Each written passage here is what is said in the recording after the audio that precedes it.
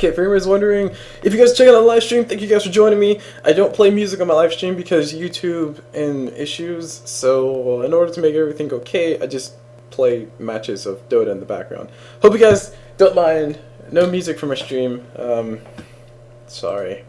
Maybe one day, but just not right now. I'm trying to make sure I get a good standing as far as copyright goes. And once I get a good standing as far as copyright goes, then I'll start playing more music and stuff. Or start playing music, so I can start fighting those copyrights. Anyway, if you guys are wondering what the heck I'm talking about, I'll explain. Just give me a minute. Right, okay. So for all those wondering what I'm talking about, basically with YouTube, when it initially starts, when you initially start posting videos, especially of games and stuff, they make their best effort to start sending you like copyright notice, like, hey, somebody claimed this, hey, somebody claimed that. So you gotta really get into good standings by just countering your claims legitimately. And once you do have all of that set and all that good, you can usually just get away with other things. Like I think there's one video that I had that had a song in it or something. I don't remember which one it was. I think it's like a vlog or whatever. But I can get away with that just a little bit, not a whole bunch of it, just a little bit of it. Anyway, doesn't matter. Enough about me. I'm gonna mute myself. Enjoy the stream. And we're waiting for this game to get started up.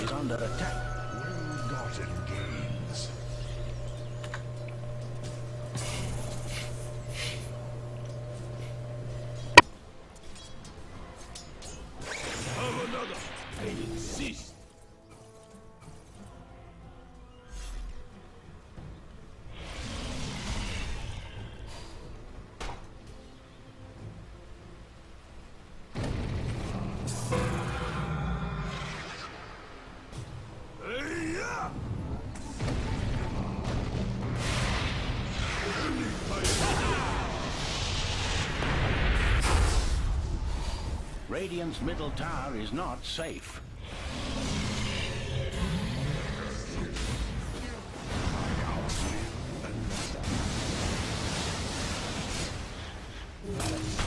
Radiant's middle tower is under attack.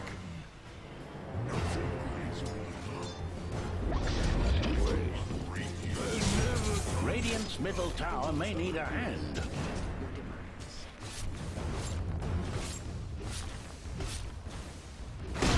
Radiant have fortified their structures. Dire's top tower isn't well at the moment. Radiant's bottom tower has uninvited guests.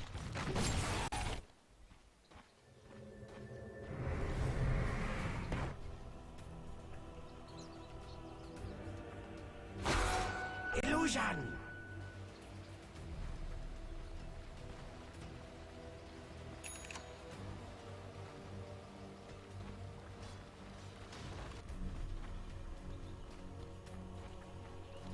Dire's top tower is not on top of things. A barrel of love! Dire's top tower is under attack.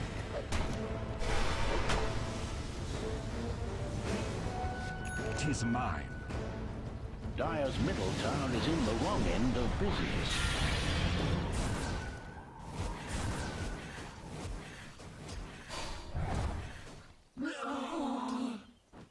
Like I lost. Your mind snuffs out.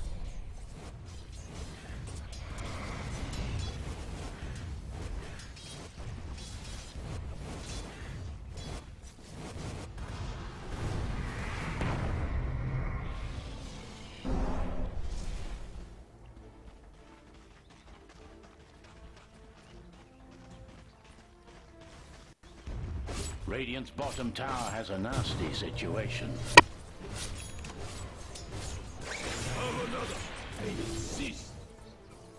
Radiant's bottom tower has uninvited guests.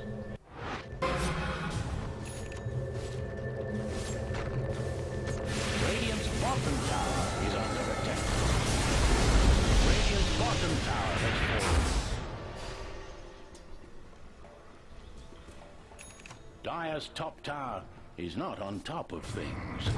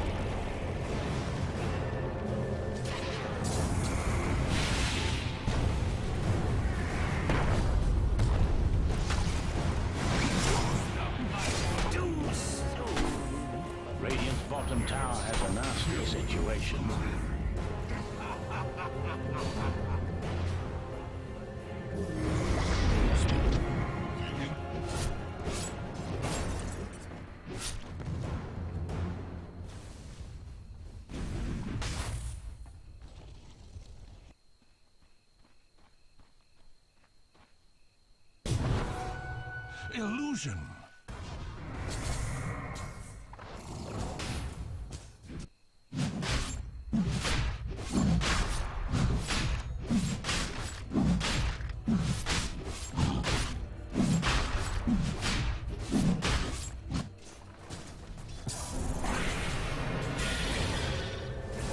Dire's top tower isn't well at the moment.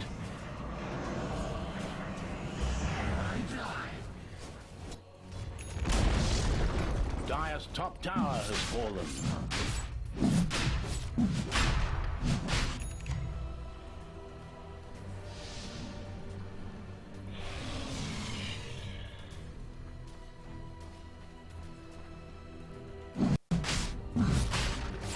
Dire has dispensed with Roshan.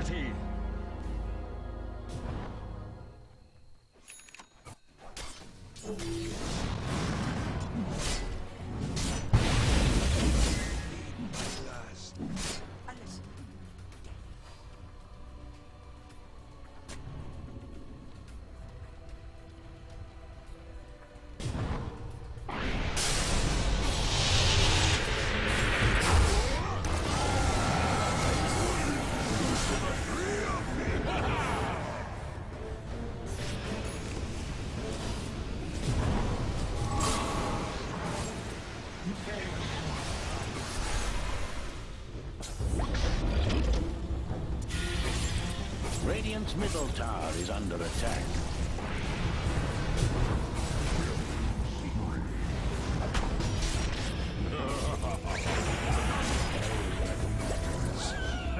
Perishes with me.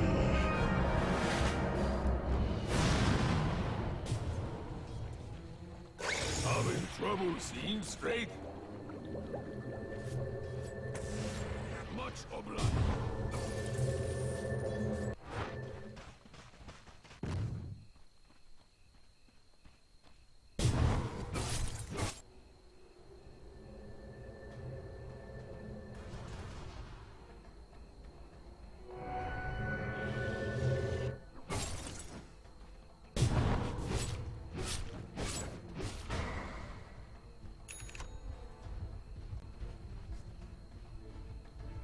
Dire's middle tower is under fire.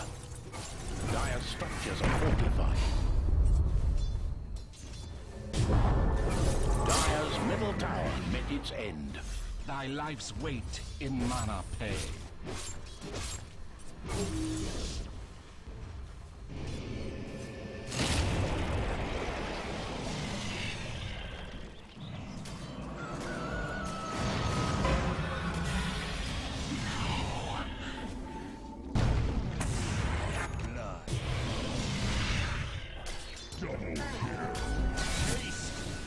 Radiant's top tower is under attack.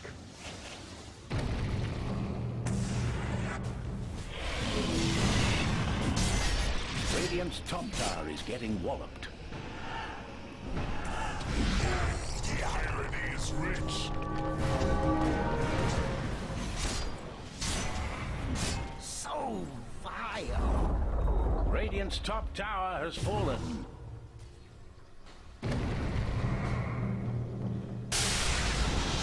Radiant's bottom tower is under attack.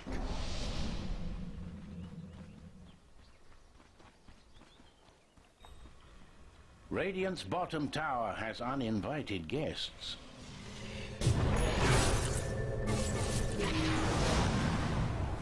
Radiant's bottom tower has a nasty situation.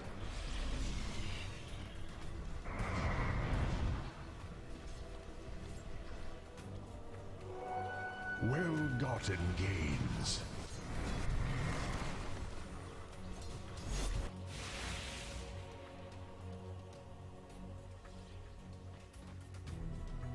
Radiant's bottom tower has uninvited guests. Radiant structures have been secured.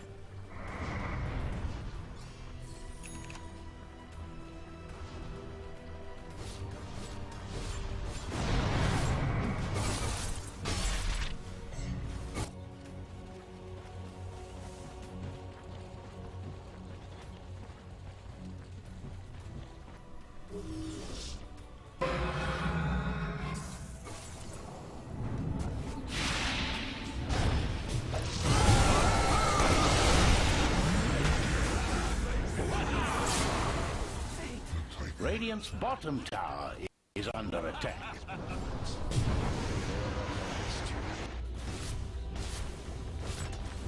Radiant's bottom tower has a nasty situation. Radiant's bottom tower is now a pile of dust. Radiant's bottom tower has uninvited guests.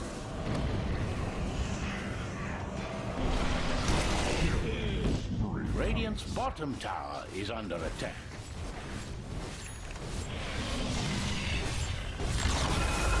Radiant's bottom tower is gone with the wind. Radiant's bottom barracks are in danger. Goodbye to Radiant. Radiant's bottom barracks have fallen.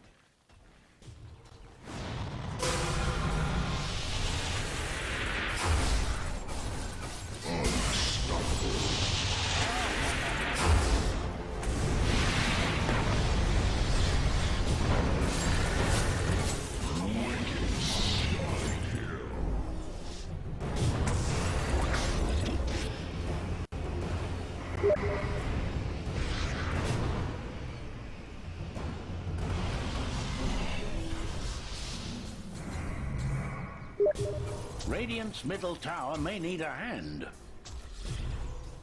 I fail. Radiant's top tower needs bandages. For the twins.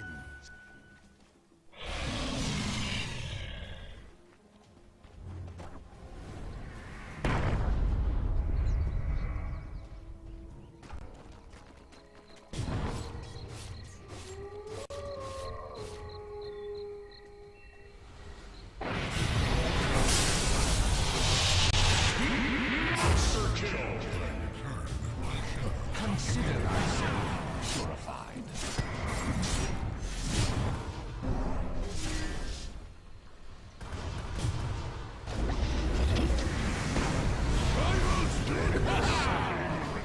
Take you all to ashes.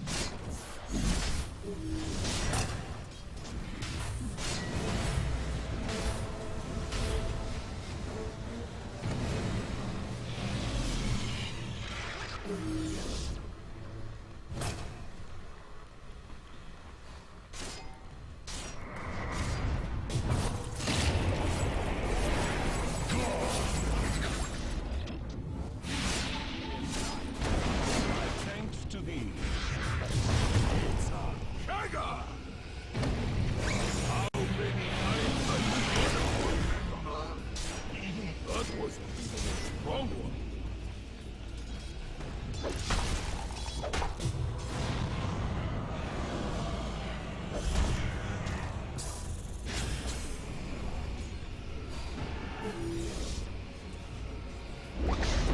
Drinks are on you.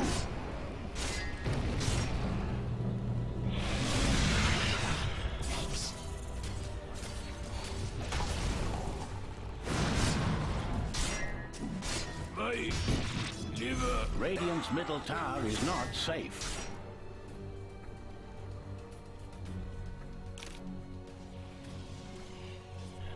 Radiant's middle tower is under attack.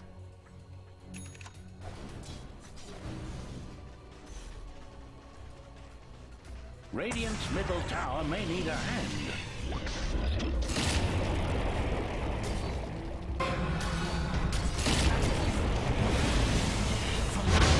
Surge, twins.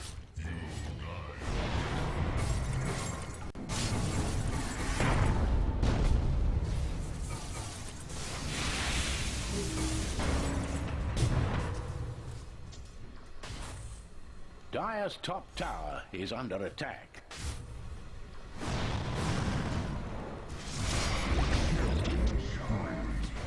Dire's top tower isn't well at the moment.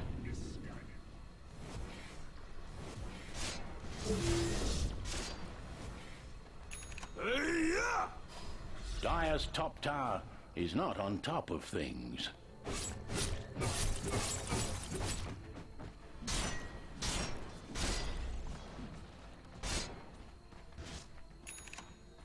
It's a Kagger! 'Tis mine.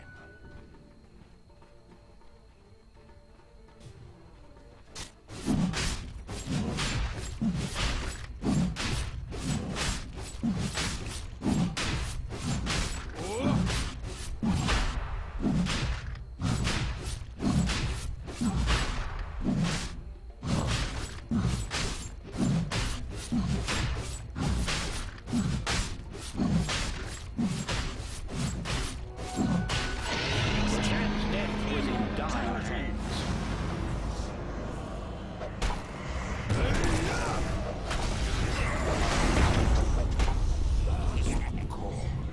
Your life, much like your head, lacked a point.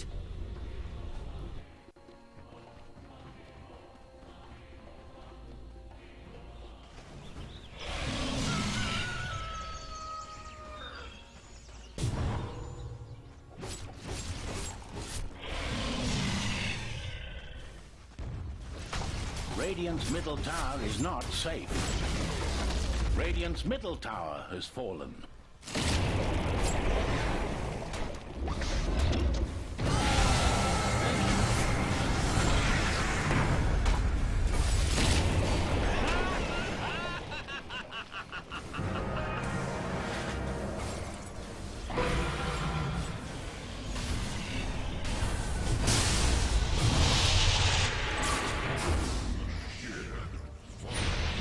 Was an act of charity.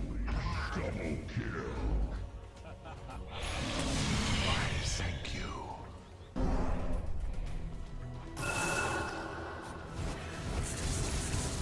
Radiant has reinforced their structures. Radiant's middle tower is not safe.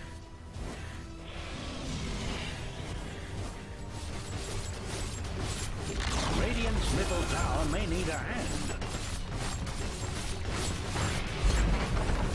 That's the end of Radiant's middle barracks. Radiant's middle barracks have fallen. Radiant's middle tower is under attack. Radiant's middle tower was smashed into pieces. Radiant's middle tower may need a hand. Dire's top tower is under attack. Radiant's middle tower had an unhappy ending. Radiant's ancient needs help.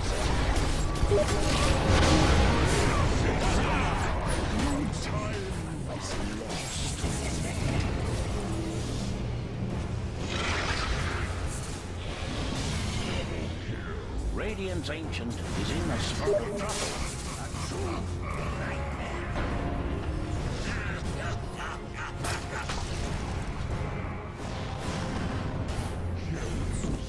Triple kill.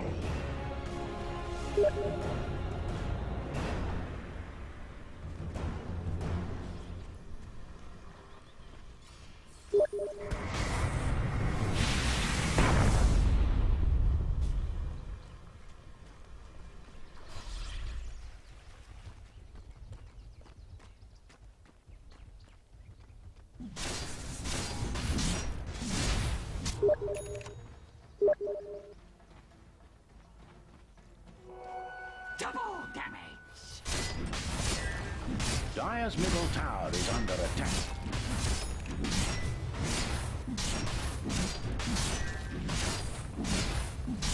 Fierce and Dire have fortified their structures. Dire's middle tower is under attack. Dire's middle tower has fallen. Dire's middle tower is in the wrong end of business.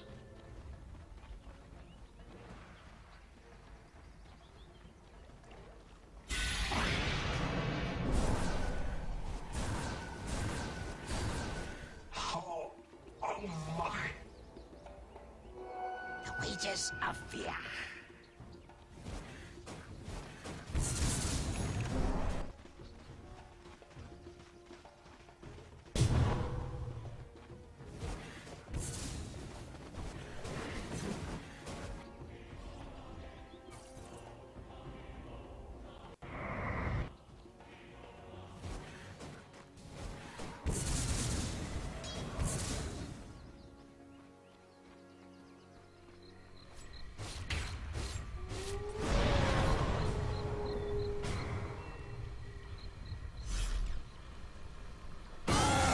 Radiant's ancient has a dire situation.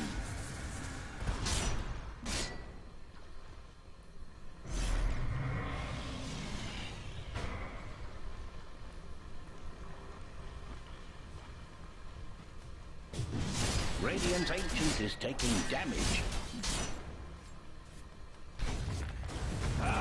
Any kind of... Radiant's top tower was crushed to smithereens.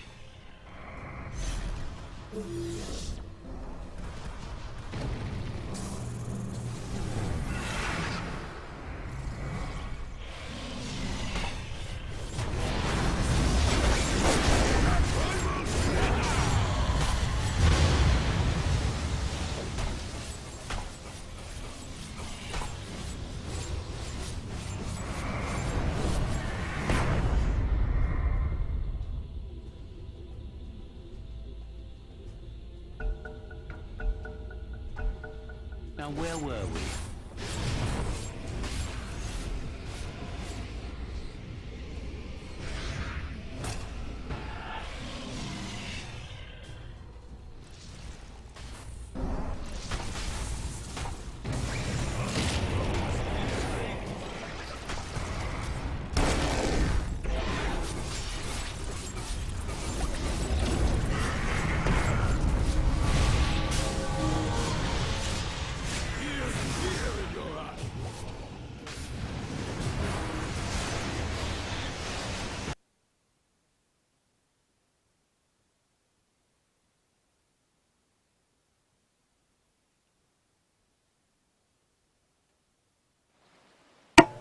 Alright guys, the wait is over. We're getting ready to start to the game. Holy crap, I'm excited. And speaking of crap, I actually gotta take a poo. But you guys don't know that. You guys don't know that. And you guys don't need to know that. Just saying. Just saying. I'm just saying words and you guys are just listening. Anyway, we're gonna get ready for this game to start. I'm gonna wait for the thing to go and we'll start the intro video as normal.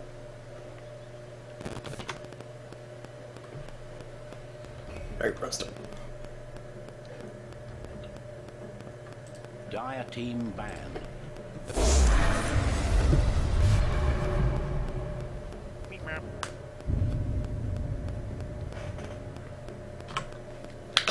Hey, hello everybody, my name is Coolblue and I'm bringing you guys this game in the JoinDota League. This is JoinDota League Season 4. It's fantastic because it's 4 seasons of awesomeness. That's all I gotta say. And I finally found times I can actually cast, so I'm gonna start casting more often. But enough about me. Let's go talk about these teams here because that's what you guys really care about. We got 4 bunnies, 1 turtle versus Dooza Gaming.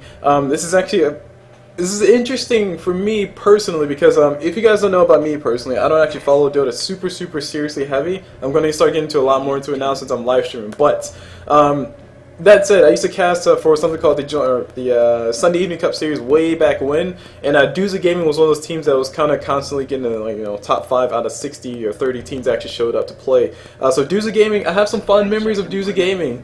That said, I casted Sunday or Saturday and Sunday I think, where 4 bunnies and 1 turtle were in one of the games I casted, and they did a fantastic, phenomenal series. They showed that they were extremely flexible with their lineup, and I'm expecting some really awesome things from them. So I have high expectations for 4 bunnies, 1 turtle. And I see Dooza Gaming as, oh my gosh, I remember them from the Sunday Evening Cup series. They're about to make it to the top. And I'm like really torn between who I actually want to throw my hat in. So that makes you the perfect person to commentate this game. So as you guys can see, I'm a little bit fair and balanced, unlike fixed news. But let's not talk about political things here. Let's talk about Dota. We got ourselves 4 bans total. Death Prophet, Terrorblade, Razor, and Brewmaster. I've seen Brewmaster do quite a bit of disgusting things. It's more or less a concept of, okay, whenever Brewmaster's alive, he has his ult. No matter how much you try to kill him, he will pop his ult. I don't care if you have a 10-second silence, he still finds a way to pop his ult. So that's a nice person to take out of the game automatically. So that means that Dooza Gamer are going to have a better time actually getting teamfight off. Speaking of teamfight, they go for the Tidehunter, the typical Orga Magi, who seems to be a support of the year right now. I've been seeing him picked up in almost every single game, so that's actually fantastic to see. Also, new supports get put into those positions.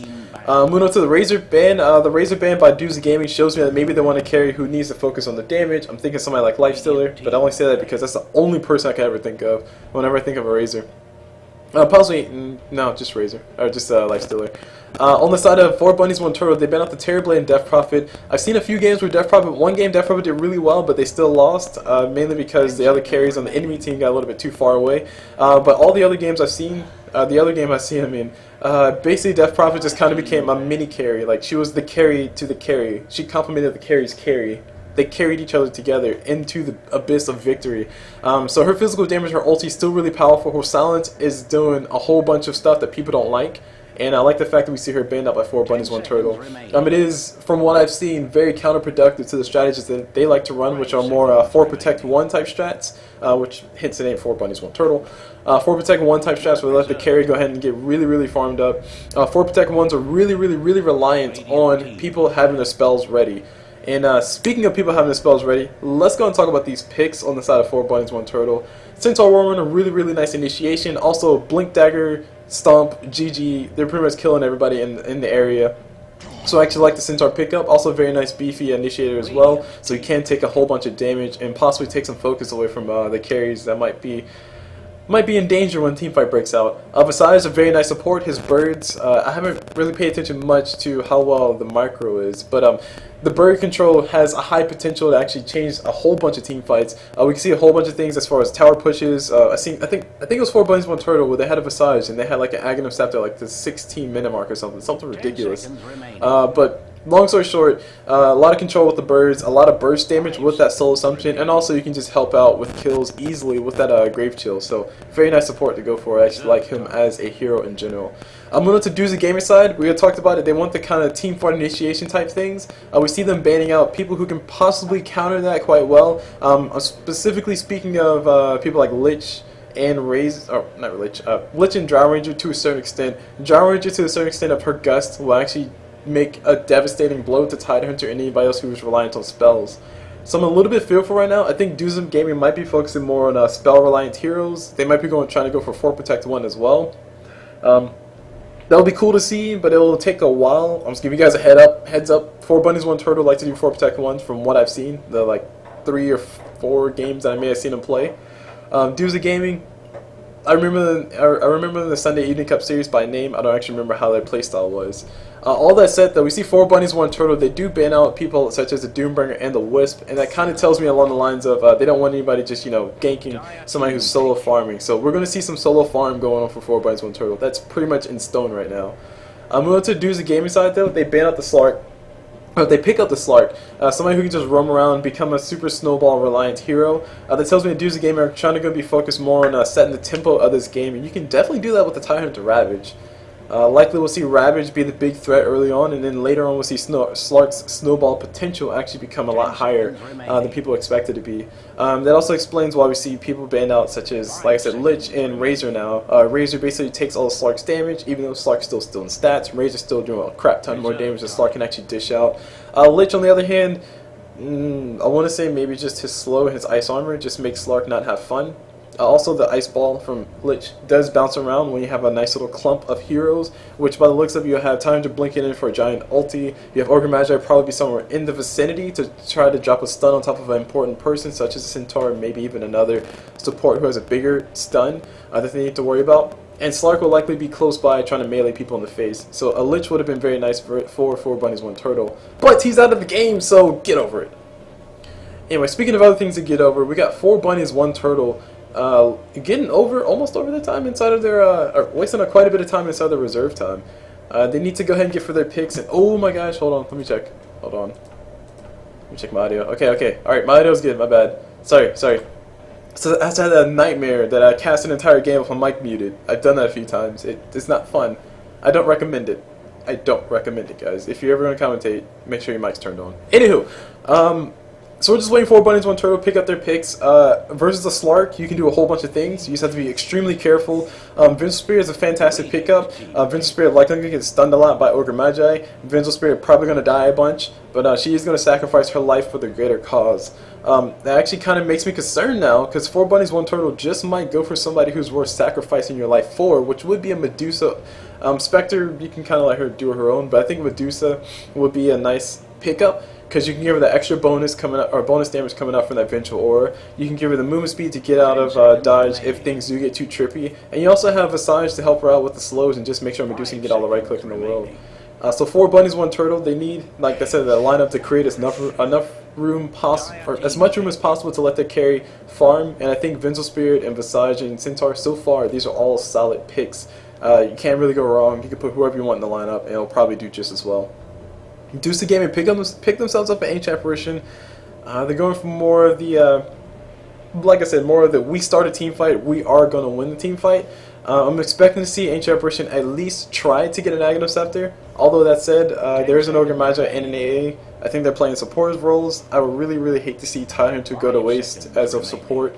I don't think farming Ancient Apparition is as powerful as it used to be, or if it ever was powerful. I know when I played Dota, Ancient Apparition always landed Ice Blast on me, and it killed me. It's like, no! I have 100 HP total, don't do it! Anyway, my horror stories aside, Ancient Apparition, if he can get an Aghanim Scepter, that would be very fantastic versus the lineup in general, because you can start a team fight, you can throw the Ice Blast, and you can say, okay, we started a team fight, you guys either retreat or all die. And generally speaking, 4 bunnies, 1 turtle will start losing ground slowly but surely versus Duza Gaming probably every, I want to say somewhere in between the time of Ravage and Ice Blast right now, which is 40 seconds and 450, oh, well, 150 seconds. So probably about every 90 seconds or so, you see 4 bunnies, 1 turtle losing more and more ground. So continue on though. We see they pick up a Phantom Assassin for the carry. Nice, solid, well not necessarily solid carry, but I think if I had to choose between who would win the mid game harder, I would honestly say Phantom Assassin. And the only reason why I say it is because Phantom Assassin can just destroy Slark in 3 right clicks if she's lucky, if the RNGesus is with her. If she believes in the faith that is RNGesus and all of his spirits and disciples and crits and, you know, the dataless disciple. I think that's the only one I can think of. Chrisless disciple? There's only 2 crits? Wow. But anyway, long story short, 3 crits can probably make Slark to die really fast, or at least make Slark pop his ult way sooner than he wants to. So I think 4 bunnies, 1 turtle, pick out the Phantom Assassin is nice versus a Slark, despite the fact that, well, actually no, it's just nice all around. If Slark gets a leash on top of Phantom Assassin can just blink out. If Slark is trying to run away from Phantom Assassin, he throws dagger, he doesn't get his bonus, and he gets slowed, so he either pops a death pack or pops his ult. Likely he'll just pop an ult or a leap, and he'll be fine. So really you have a nice solid lineup so far with 4 bunnies, 1 turtle, relative to what we're seeing. I genuinely wouldn't put all my money on a Phantom Assassin, but in this specific matchup, Slark versus Phantom Assassin, I favor Phantom Assassin quite heavily. I gotta say that right now. All that said though, if Duza Gaming do get some sort of mid who can probably make a big impact on the game, they could possibly end up in a situation where 4 bunnies, 1 turtle won't matter with their Phantom Assassin. I'm thinking somebody along the lines of an OD, but I don't know how well that'll work, especially with Phantom Assassin just dodging everything anyway.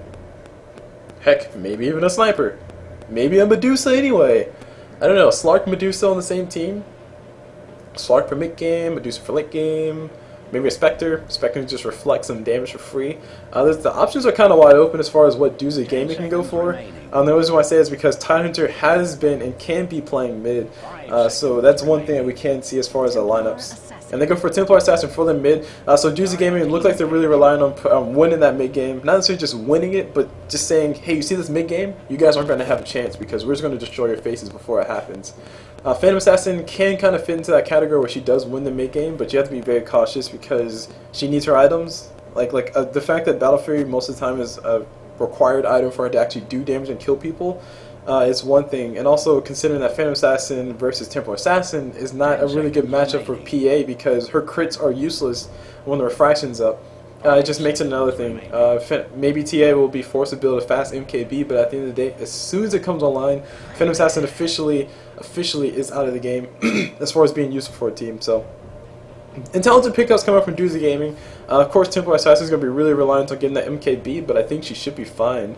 We have a lot of tanky people inside of 4 bunnies, 1 turtle. Not necessarily like super tanks, like we could survive all the right clicks from the whole team, but more so like they can probably have TA throw like maybe 3 or 4 good right clicks and they can probably still run away. Everybody with the exception of Vengeful Spirit, of course. And once MKB comes up, everybody probably except for Centaur and Viper will die relatively easy. I think Visage will die as well. I don't know. Just depends, guys. I'm going to be as excited to see this game as you are. We also saw Magnus banned out, and if I recall correctly, we saw Lycan banned out on Duza Gaming. So Duza were a little bit afraid of the split push or any type of push, which I'm surprised that there was no Nature's Prophet picked up, because I actually would have liked that for 4 bunnies, 1 turtles lineup. But it seems that they were a little bit afraid of that. Actually, no, I take it back. Nature's Prophet would have been horrible. Slark 2 mobile, TA, Templar Assassin can just show up from nowhere and just blast their faces in. And speaking of blasting their faces in, guys, we got a pause coming out blasting your face with that halt in the game. You know how it works. If you play Dota, if you ever play a match of Dota, I'm just saying, if you ever legitimately play a match of Dota with 10 people who are competent in Dota, and you don't pause for at least 3 minutes every game, you're doing it wrong. You're just doing it wrong. It's just a fact. It's a fact of life. Anywho, let's go and do introduction. Start off on the side of Doozy Gaming. We are seeing a Slark. Limbo playing that Slark. Moving over to this Phantom Assassin, or Templar Assassin. Jesus, is going to kill me all game. On this Templar Assassin, we see ourselves Iceberg doing a nice little Superman pose. Sweet. And on this, on this Ogre Magi, we see Lokio on that Ogre Magi. Moving on to his Ancient Apparition, we see ourselves Smiley on that Ancient Apparition. And of course, last but not least, on this Tidehunter playing that all-important role, we see Madden. Pretty sure it's not trademarked. That's one less D, then it's one D away from being trademarked. We see Madden on that Tidehunter. Moving to the side of 4 bunnies, 1 turtle. On this Vengeful Spirit, we see ourselves Ari on that VS. Moving to his Phantom Assassin, who's right on behind her. We see Miracle playing the Phantom Assassin. And on this Centaur Warrunner, we see Smasher WYL playing Centaur. And on this Viper, we see Hook. And our missing player is going to be the one, the only, Stand-In Yapazor. And Stand-In Yapazor is going to be playing... let's see if I can figure it out. What hero goes mid and snowballs really hard? Mid hero that snowballs really hard. Bounty Hunter! No. This is going to be Yapazor. Stand-In Yapazor is going to be playing that Templar Assassin. So, whoa. Hold on, give me a second. Actually, hold on. My bad. I was trying to make a joke, but then I actually tripped up. Hold on. 4 bunnies, 1 turtle. They had a Visage, right? Alright. It's okay, guys. I figured it out. It's okay. It's good. It's good. Kublu's okay. We got Visage getting played by Stand-In Yapazor. We're going to be playing a support role. So Viper's probably going to be playing mid. Man. Note to self. Don't make jokes. Alright. We'll put that to the side. Anywho. So, like I said, what I'm expecting to see from this lineup is a lot of snowballing. Doozy Gaming, to me, I gotta be completely honest, they really need to snowball as hard as they can. Phantom Assassin is not gonna matter if Templar Assassin gets farmed enough to where she just really doesn't care, can probably kill TA before TA, or if Templar Assassin can kill Phantom Assassin before Templar Assassin has to start worrying about it, then I think it's not going to be an issue. 4 bunnies, 1 turtle, they kind of have all their, so to speak, turtles in one basket of bunnies. Oh, wow, the visual. They kind of have all their eggs in one basket, to be completely honest with you, and they're kind of really reliant on that Phantom Assassin being there. I've seen this a few times, and I critiqued it quite a bit last time around. When I said, "Oh my gosh, 4 bunnies, 1 turtle have one thing, and they're really reliant on this one thing," and then they somehow turned around and made it a fantastical game the whole entire way.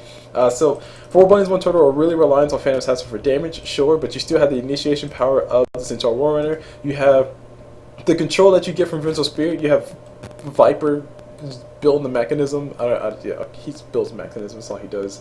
In Visage, he has a lot of nuke damage potential. So you have a nice, decent balance from 4 bunnies, 1 turtle. I would be very afraid if there was somebody who can go a lot later than Templar Assassin, to be honest. Like, if somebody can go later than Templar Assassin, like maybe a Spectre, Medusa, or Anti-Mage, Faceless Void even. Troll Warlord, no, he can't go that late. I would be really afraid for 4 bunnies, 1 turtle's lineup, but right now, I think their lineup is good for what they're facing up against. And the reason why I say that is because, like I said, you have the control from Vengeful Spirit, so she can just stun somebody like Slark and just ignore him or help the team kill him. Viper, he has his ult, which you can use on Templar Assassin to just get rid of all of her refraction charges really fast. You have Centaur Warrunner, who can kind of counter-initiate the Tidehunter, assuming that he's still alive, of course, or maybe he can pop his ult to help her run away. And Visage can blow up Ancient Apparition quite well. Of course, there are counters to everything, and there are counters to the counters, and there's counters to the counters that have counters of counters with counters, but at the end of the day, 4 bunnies, 1 turtles lineup is not a reliable lineup in the lightest sense of the word, or lightest sense of the phrase, but it will work. It will work for what they're facing. And I think Deuce's game, his lineup is a little bit more invested in the late game, sure, because they do need Templar Assassin to get herself a Blink Dagger Desolator, and probably Blink Dagger Desolator, and definitely not probably, definitely an MKB. And that's assuming that Phantom Assassin actually gets some decent farm. I'm also expecting to see Blade Mills on people like Ogre Magi and Tidehunter. If they don't get Blade Mills, I'll be very sad. Just gotta say it. I'm just gonna go ahead and call it now.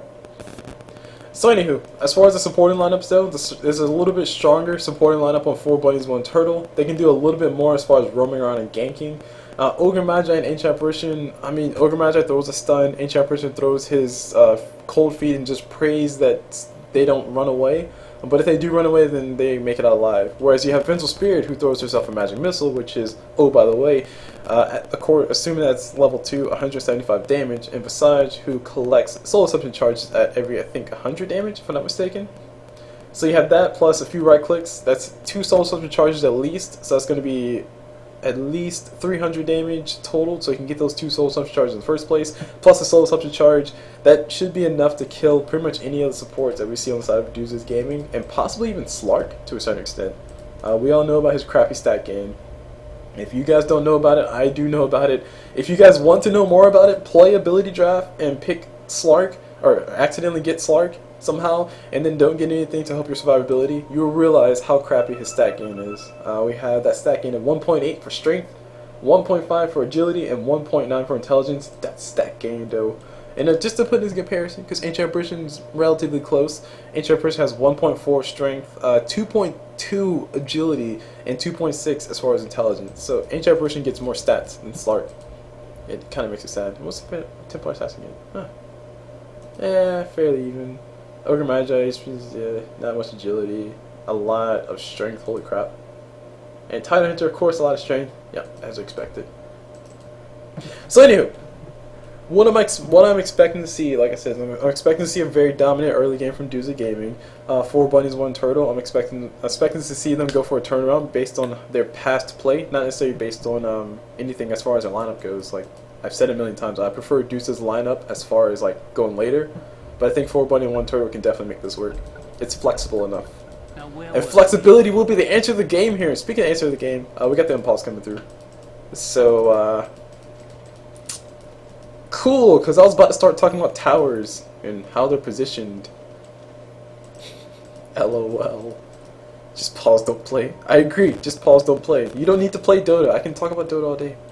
Anywho, speaking of talking about Dota, we did the introductions. All we're doing is just waiting to see how the lanes matchups go. Slark looks like he's playing either mid or... No, he's playing mid. We got a mid Slark. I'm actually okay with that. Templar Assassin will be playing bottom. I think the main reason they're doing this is because they know that Viper will be playing mid to counter, with air quotes, because everybody likes to counter things in Dota. They assume that if Viper's going to be going mid to counter the Templar Assassin, so sending the Templar Assassin down bottom to get that primary farm is actually a fantastic idea. Also, considering the fact that Templar Assassin will be the thing that is going to counter the Phantom Assassin, they do need to get as much farm on her as possible, if not more than the Phantom Assassin herself. But this is Miracle. I have seen many awesome things from this specific Miracle. I don't know if this is the Miracle that I'm thinking is, like the Miracle Anti-Mage or anything like that, but I have seen some amazing things happen from this player in the few games I've seen him play in. So, and by that I mean his team was really well, or plays a really nice 4 Protect 1.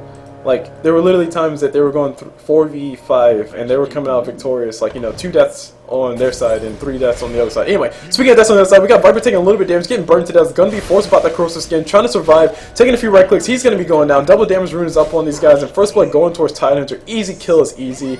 Just got caught in a very awkward situation, got burned to death plus gushed, and Titan Hunter has himself whatever the heck he wants. He probably can get himself a stealth shield now. He did go for those boots first, so he can be a little bit more aggressive. So I think he was planning on getting that kill on top of Viper. And speaking of getting kills, okay, that's a little bit late. Speaking of getting kills and stuff, speaking of getting early kills, Viper going to be going down, doing only 47 damage. Wow, Lestexia kicking in, guys. Doing only 147 damage to everything around him. He's going to be a little bit of trouble though, given the fact that he is going to be down in both levels and a farm relative to Slark now, because I think Slark was kind of close by when that death happened. If not, at least Slark was getting more last hits than Viper was. So here we have Viper forced to get corrosive skin because Dota. And up top lane, we got Titan Hunter playing that suicide lane role. He did not buy himself anything just yet. I'm expecting to see a bracer, but he could just go straight up for arcane boots. He is halfway there. Down bottom, we got Templar Assassin going versus the Centaur Warrunner. She will be able to zone the crap out of him. She has her refraction charges up, plus she has her side blades up at 1 point. That is pure damage. I did not realize that was pure damage until I died to it really hard one time. So that means that whenever she hits something it goes through, it'll do pure damage in the sense of, what? Yeah, just pure damage in the sense of whatever the thing was hit for. It's actually really nice to have versus someone like Centaur, who is pretty darn beefy and does have a bunch of armor. If you can just ignore all that armor by hitting something that has a lower amount of armor, you can do quite a bit as far as forcing him out of lane. That is, like we see Centaur taking a crap ton of damage. Normally you see Centaur who has a bunch of HP and like 3 armor, he wouldn't really care. But creeps only have 2 armor, so that's technically 1 more piece of armor efficiency. And if she hits a range creep, that's 0 armor. So cool stuff going, guys. You learn things new every day, words and stuff. Alright, so far we see Tidehunter getting harassed out of lane. Ari doing a good job. 10 last hits up on Phantom Assassin, so it looks like Tidehunter can't do jack squat as far as getting farm. Already got himself a point inside of Gush, we saw that before. Anchor Smash, he has a point inside of that, so he is expecting to get some last hits, but Vengeful Spirit, Ari on that Vengeful Spirit doing a fantastic job, making sure that Tidehunter does nothing of the sort as far as bothering Miracle from getting his farm. Meanwhile, speaking of bothering people from getting farm, we got Centaur Warrunner forced to use a stomp, he almost got caught out. And speaking of getting caught out, we got Viper going to be down mid too, both the Ancient Apparition plus Slark. Slark got himself 4 right clicks into that fight, and he might want to go ahead and back himself up and get some healing up. Viper does have a point inside another toxic cell, will be bonus damage, so I want to say Viper needs to be a little bit careful, or Slark needs to be a little bit careful, because like I said, he doesn't have the most stats, and now he's officially out of region until he gets a bottle. Or a healing salve. Okay, close enough. Same thing. Same thing. So we're just trying to keep our eyes peeled to see who or what is actually going to die around here.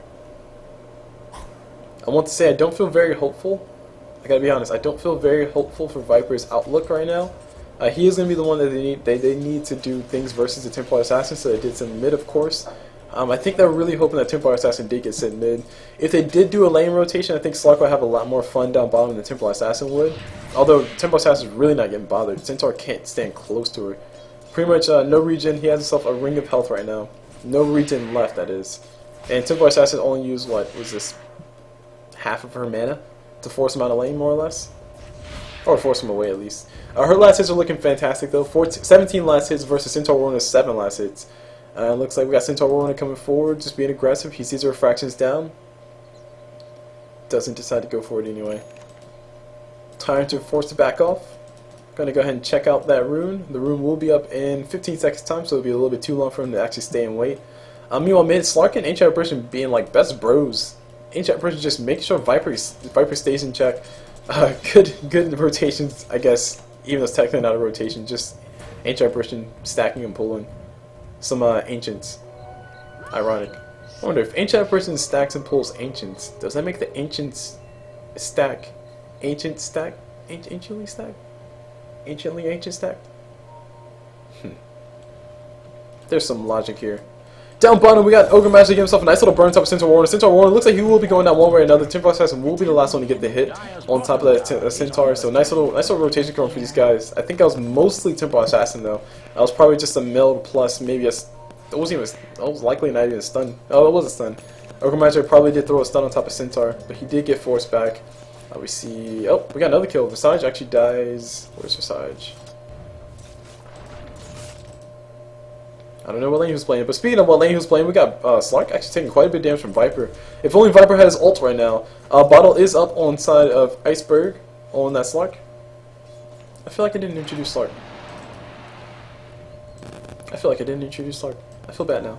Yeah, we got Iceberg playing at Slark, but we got a lot of damage coming towards Iceberg though. That's the main thing, and I think the Ancient Person is really the only thing keeping Slark from dying right now. Slark is almost level 6 though, so he should be self-sustainable. So AA playing that nice little buddy for Slark, making sure he stays alive. Viper not level 6 just yet, so these guys are doing a fantastic job doing the denies, and also Slark doing a fantastic job getting his last hits. We see that he actually has more last hits than the Viper. 12 denies, 23 last hits going his way.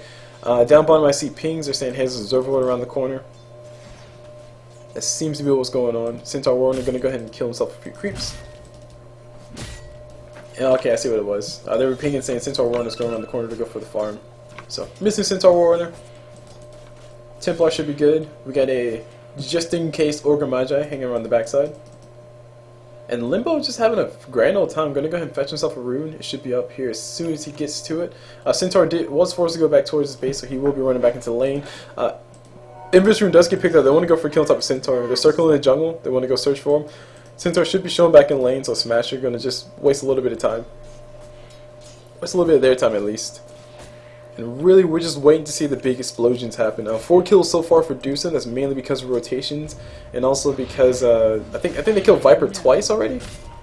Yeah, they killed Viper twice. Centaur died once, and Visage died once as well. And speaking of Visage, where the heck is he? There he is, roaming around. Smoker to Seed is up on him, so he can go ahead and use it to just go for a gank. Tidehunter. Arcane boots available. Now the question is, will they go in? It looks like they're going to go in. Prince of Spirit throws out a stun. TP support comes in immediately. Looks like Titan's will lose life at the end of the day. Nice little kill going towards Tide. TP taking way too long. Ogre Magi, I really wish he TP'd in a little bit sooner. Oh my gosh, they just might go on him. He backs up just in time. Observer is going to be the item that he picked up, I'm assuming. And yep, so they can pretty much do that every single time. Phantom Assassin, very nice and flexible because she can just jump on people. Invincible Spirit can get in range, of course. She can throw out the stun to set up Visage is slow. There's a lot of setup on this team. That's one of the things I love about 4 Bunnies, 1 Turtle team, Turtles team, is the amount of flexibility. I mentioned it before, but we get to actually see it in action now. Visage has a slow that can set up Phantom Assassin's dagger, that can set up Invincible Spirit stun. We also, we got dive hold on mid, we got Viper taking a nice little chunk of damage. Slark does officially go down. Ulti was used. By the looks of it. Yeah, ulti was used for that fight, and looks like he wasn't able to get it. Viper being a little bit too survivable. With max corrosive skin, it's a lot of attack slow. It's also a lot of free damage that he's getting on top of somebody else. Speaking of free damage, let's take a look at Tempo Assassin. See how well she's killing Centaur. Centaur sitting here at a poor... Well, he has Tranquil Boots, so he's not that bad, but still. The fact that he's lost that much HP makes him feel very sad. He should feel, you know, he's doing pretty badly as far as the surviving, but at least his tower isn't down. At least he's only died just once. Could have been a lot worse. Could have been a lot worse. So Limbo has herself a phase boost plus that Ring of Aquila, so she will be working on... I wouldn't be surprised if we saw a straight up Blink Dagger. I really do hope we see straight up Blink Dagger. But we'll likely probably see her transition to something a little bit more standard in the sense of... Okay, I was thinking Yasha, but no. No. I think TAs in general should just go for Blink Daggers Desos, because that's where you just increase your damage potential. Like, the higher you can increase your kill potential, especially considering that Templar Assassin is not really being bothered. Like, Centaur can't even touch TA right now. Even if Centaur does touch TA, he's gonna need some assistance. Oh my god, speaking of assistance, here comes Viper showing up. Nice little damage coming out. That's what appearance he's used as well. These guys came prepared for this fight. Tempo Assassin would lose his life here. Centaur Warrior is gonna be able to get the kill on top of her. But looks like the kill did come through for Ogre Magi just in time. So I think Tempo Assassin did collect that XP before Viper got the kill on top of her. And these guys must be listening to me or something, because I totally called it. Totally called it. I was like, Centaur can't really touch Tempo Assassin unless Viper shows up. And lo and behold, Viper shows up. Visage takes some farm mid, so he will be getting some much important levels. Slark can't necessarily leap on Visage because it's a little bit too risky. The TP support and the rotations are coming through. Viper will be here in a few moments, and he is in fact working on the mechanism, so totally called it. And speaking of what he's working on, we see a Drum of Endurance is already up on Phantom Assassin, so she has a few more stats, a nicer ability to chase, plus a little bit bigger mana pool. Not that she really needs it, but why not? We have double Arcane Boots on both Tidehunter and Ogre Magi, so they are going to be able to keep themselves sustainable as far as using their spells. I'm expecting to see a Blink Dagger come up on Tide, and he has 508 gold. He's died once and has 1 kill. That was that first blood. Moving on to Slark, Power Treads is his big item right now, and I think the longer it takes for Templar Assassin to get her Blink Dagger Deso, the longer it's going to take for her to actually do damage to Phantom Assassin. Of course, Blink Dagger Deso will eventually do damage to Phantom Assassin, and Phantom Assassin only has 1 point inside of her blur. But once you do have that max blur, you're really going to need to start building those MKBs. And if the MKB is not online for Templar Assassin, by the time Phantom Assassin has maxed out blur, I think we just might be seeing a big turn of events. And speaking of a big turn of events, since our Warren ulti going to be forced to be used, just to keep that Phantom Spirit alive, not really wasting or not really questioning that much. It's a nice little play. Make sure she doesn't die.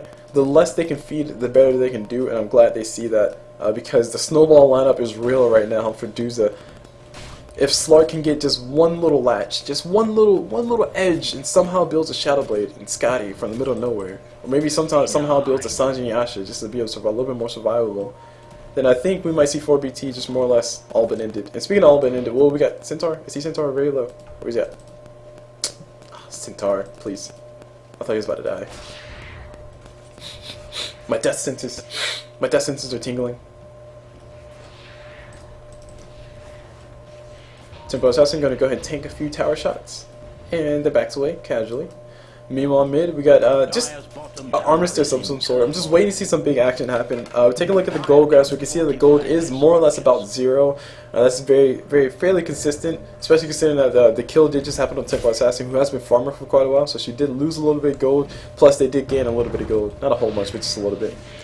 Speaking of a little bit, we got Tempo Assassin Organizer looking like they want to get really jumpy. They're trying to get really froggy. They might want to go for it. Deny does come through on the tower. Was inevitably denied. And do back away. Drone of Endurance will be the item of choice for Templar Assassin as well, so she is going to go for some more sustainability as far as keeping her HP up. Ironically enough, the difference between Phantom Assassin and Templar Assassin's build right now is just more or less a Ring of Aquila. Everything else is pretty much the same. Okay, yeah, a magic wand as well. Everything else is pretty much the same, except for Phantom Assassin was able to skip that Ring of Aquila and get a drum instead. And oh my god, speaking of skipping things, Silent Arrival just being forced to be used. They're going to go for a kill on top of Tempo Assassin. She does go down. Easy kill is easy. Ancient Operation Blast does come through. Ari on that Vicious Spear. Looks like she really wanted to save her ally, but has no ulti available. Does in fact die to the Organ Magic stun. Slark was popping that haste room, and he did run through. And I think we're starting to see that one little edge of latch that we were talking about before. The amount of control coming out from Duza is pretty strong. I still like 4 bunnies, 1 turtles better, but I mean, I don't know how many times I can say that. Let's give him credit where credit is due. That was just a nice fight all around. They popped the Ravage, which may seem excessive, for sure. But at the very least, they got the kill on top of Phantom Assassin, which is a high priority target, because the longer it takes for her to actually build her items as far as damage goes, the better it will be for your team. And speaking of being better for your team, Extra Fish Ulti Ice Blast comes through, misses everything completely. Actually, it hit the tower, but the tower doesn't take damage because it's magic immune. So take that, society. Oh, okay. Should say magic immune. It doesn't. And is that a secondary drum? Yeah, we have 2 drums now. I've seen this once before as well on the same team. Oh no, this is on 4 bunnies, 1 turtle. They had 2 drums. But we see 2 drums coming up. Slark does need sustainability, so I can agree to a certain extent by having 2 drums. Tempo Assassin, to me, honestly, didn't really need it. I think that the longer it takes for her to get, like I said, her Deso Blink Dagger, that's the longest it's going to take for her to actually kill Phantom Assassin, because she really needs to get herself an MKB online. Especially considering that Phantom Assassin, at least she's died once. But especially considering that Phantom Assassin is in fact building herself, I hope that's a Helmet of Dominator. I hope that's a Helmet of Dominator, not a Mask of Madness. And speaking of having that Mask of Madness, we got Phantom Assassin going toe-to-toe with Tidehunter. She does lose the fight because she's losing all her damage. Looks like the birds are going to come through. The birds will be coming through on top of Tide. Tide's in a little bit of trouble. Easy kill is easy. Nice little kill for Phantom Assassin. She does run away as fast as possibly can. Ogre Magic shows up, throws out the slow. Going to be able to burn Miracle just a little bit, but Miracle gets okay with that. That's what you feel from Exile. So we got the Centaur Warrior ulti getting used. They're going to go for kill on bottom on top of Tempo Assassin, who is a little bit too fast for him. Just all that swag. She's just like swagging away. Like, who needs to run when you can just swag? Anyway, speaking of swagging, we got Ogre Magic going toe-to-toe with Phantom Assassin. Phantom Assassin looks to take a nice little chunk of damage. She will be going out to the Ogre Magic. Actually, she dies, or she gets a kill on top of Ogre Magic. And Ogre Magic does in fact die. Now we got Vengeance Spear once again in a very awkward position. Nice little dodge coming out from Limbo. It's a beautiful play coming from him. He is saving up gold for that Blink Dagger, so that will be online next. So nice pick up for him. Arya once again dying. Not feeling very happy about his life. And oh man, okay, Medallion of Courage is up on Visage. We got Slark going for the lead. We got immediate TP coming out from Visage. And Visage doesn't want any of this nonsense. Assuming that he was going to get leashed up, does TP out anyway. They could have possibly got the kill on top of Slark if the birds were a little bit more micro. And okay, that makes sense. Now I see why they were stacking Ancients. Tidehunter. Anchor Smash farming. It's physical damage. Heck yeah. So this will be a very fast Blink Dagger coming up from Tidehunter now. This will be probably on par with a, I would say 17-ish minute Blink Dagger, assuming that Tide doesn't die. But he does still need the last 1,000 gold to come up. Trying his really hardest to kill these things. These things are just being murderous. Look at them. It's like a murderous pack of random dinosaurs attacking them. Alright, so enough of that nonsense. Let's look at the fun stuff. We got Slark. I'm going to go ahead and try going for a Viper. Viper does see the Ancient Emperor's ulti. I don't know why he's going to do the same, but he does get hit with the Ice Blast coming up, or get the hit with the stun coming for Ogre Magic. He should be shadowing here in a few seconds. Slark does pick up that kill. And he also stole himself 4 stats total, only 1 point inside of that thing. And now we got Roshan going to be getting beat up. The kill does go towards Phantom Assassin. Blink Dagger's up on Centaur Warrior almost at the same exact time now. and we're about to see stuff get really real, guys. Phantom Assassin has a Helmet of Dominator, which is fantastic. Her damage is pretty nice now because, her damage is pretty nice now because the Helmet of Dominator plus her Drum of Endurance and also her crits at level 2. So when she does crit, she really crits. Like, crits really hard. I'm just going to be curious to see what she does to go for damage. I've seen some PAs decide to go for Melaniers. I don't like it. I've seen some other PAs go for Battle Furies. I like it if you get it early enough, but she's not going for that build. So Miracle not going for that build. I'm trying to think what else. Basher would be a nice item as well, just to make sure you can control somebody like a Slark or maybe a Phantom Assassin even. Even if your right clicks aren't really hitting them, your effects will, so that'd be nice. Those are only 2 items I can think of. Wow. Templar Assassin almost killed herself both with birds at the same time. There was so much right click, and she did in fact go for a Yasha, so we'll be seeing that nice little in between build. She did not go for the Blink Dagger straight up like I thought she was going to go for. I guess it's fair enough because you do have enough people to control if she does blink in. So Templar Assassin with the Blink Dagger will be forced to blink in, pop meld, and then do a whole bunch of damage to pray that she kills someone like Princess Spear. But then she has to worry about something like Centaur War Runner stomping in her face. She has to worry about Viper dropping his ulti, make sure she can't run away. She has to worry about Visage's birds. So it is enough to make it warranted that she should probably go a little bit later than normal. I'm not sure if we'll see a Mantis style though. Probably see a Mantis style. More stats. More damage, why not? Keeping things moving along though, items are showing that we have a Blink Dagger up on Titan Hunter, plus we have a Blink Dagger on Centaur War Runner. So we're getting ready to see the biggest team fight of our life. Who can get the better initiation? Blink does come up from Centaur War Runner, we got the birds getting resummoned up, Ice Blast comes out from Ancient Operation, only catches Viper. And now we got Centaur War Runner ulti going to be getting used. If they do run away as fast as possible, Visage throws out the nice little slow on top, Grave Chill on top of Ogre Magic. Ogre Magic taking a nice little chunk of damage, surviving somehow. Ulti comes out from Titan Hunter. Aegis does get popped by a Templar Assassin, so she will be back into this fight. Our Phantom Assassin. Templar Assassin, will she go toe to toe with this Phantom Assassin? Looks like they will go toe to toe. Templar Assassin going to be forced to blink away. Here comes all the damage from Titan Hunter in the middle of everything, just trying to do what he can. Almost going to be going down. Does in fact go down. Templar Assassin going to be able, or Phantom Assassin going to be able to stay alive because of her bottles. And now we got a lot of damage coming towards Templar Assassin. Like I said, explosions were about to happen. We just saw the massive explosion of Slark about to be going down. 1 crit, 2 crits to no. Looks like Viper gets himself an ultra kill, despite the fact that he's really been getting crapped on this whole entire game. So, nice little, what's the word I'm looking for? Excitement part. Confidence boost. There you go. Nice little confidence boost for Hook. Let her know that, bro, you're not doing that bad. And speaking of not doing that bad, Ogre Magic trying to kill this Templar Assassin, or Phantom Assassin. Jesus. Phantom Assassin will die, unfortunately, to the Ogre Magi. And now we got Ancient Operation Ice Blast coming through. It will be catching the Viper. Boom goes the dynamite. I don't know if it'll be killing him though. It does do very sad damage. And speaking of doing very sad damage, we got Visage running away. Ogre Magi has no stun available. Titan Hunter didn't have a Ravage either. The bird does go for a stun though. These guys will be coming through. Titan Hunter pretty much just a walking ulti. Did not opt to go for that mechanism as we see some Tides do. Did in fact go for some Arcane Boots plus a Blink Dagger. He did a fantastic job of counter-initiating that fight. The only thing about it is that everybody was just more or less so spread away, and I think he really only used it to keep Phantom Assassin from killing Templar Assassin. That's not really where you want to have it. At the end of it all though, 4 bunnies, 1 turtle, they did come out victorious in the fight. Centaur War and Blink Dagger paying off definitely. We got another team fight about to break out here. We got Centaur War and ulti coming up online again. Nice little stun on top of Titan. Titan's in a little bit of trouble, does pop himself an Anchor Smash, goes for a Gust on top of Viper. Now we got the damage coming through. We got Ogre Magic taking many crits. Miracle doing a fantastic amount of damage. And now we got a nice little swap on top of Templar Assassin. Templar Assassin try to go toe to toe, has no refraction, so she does in fact go down. And we expect to see that happen more and more often. Like I said, the snowball is officially been stopped. It just became summertime. Dudes of Gaming have no tempo that they can control. It looks like four bunnies, 1 turtle. I'll let those bunnies go. That turtle is going to continue to farm. And actually, oh, I take it back.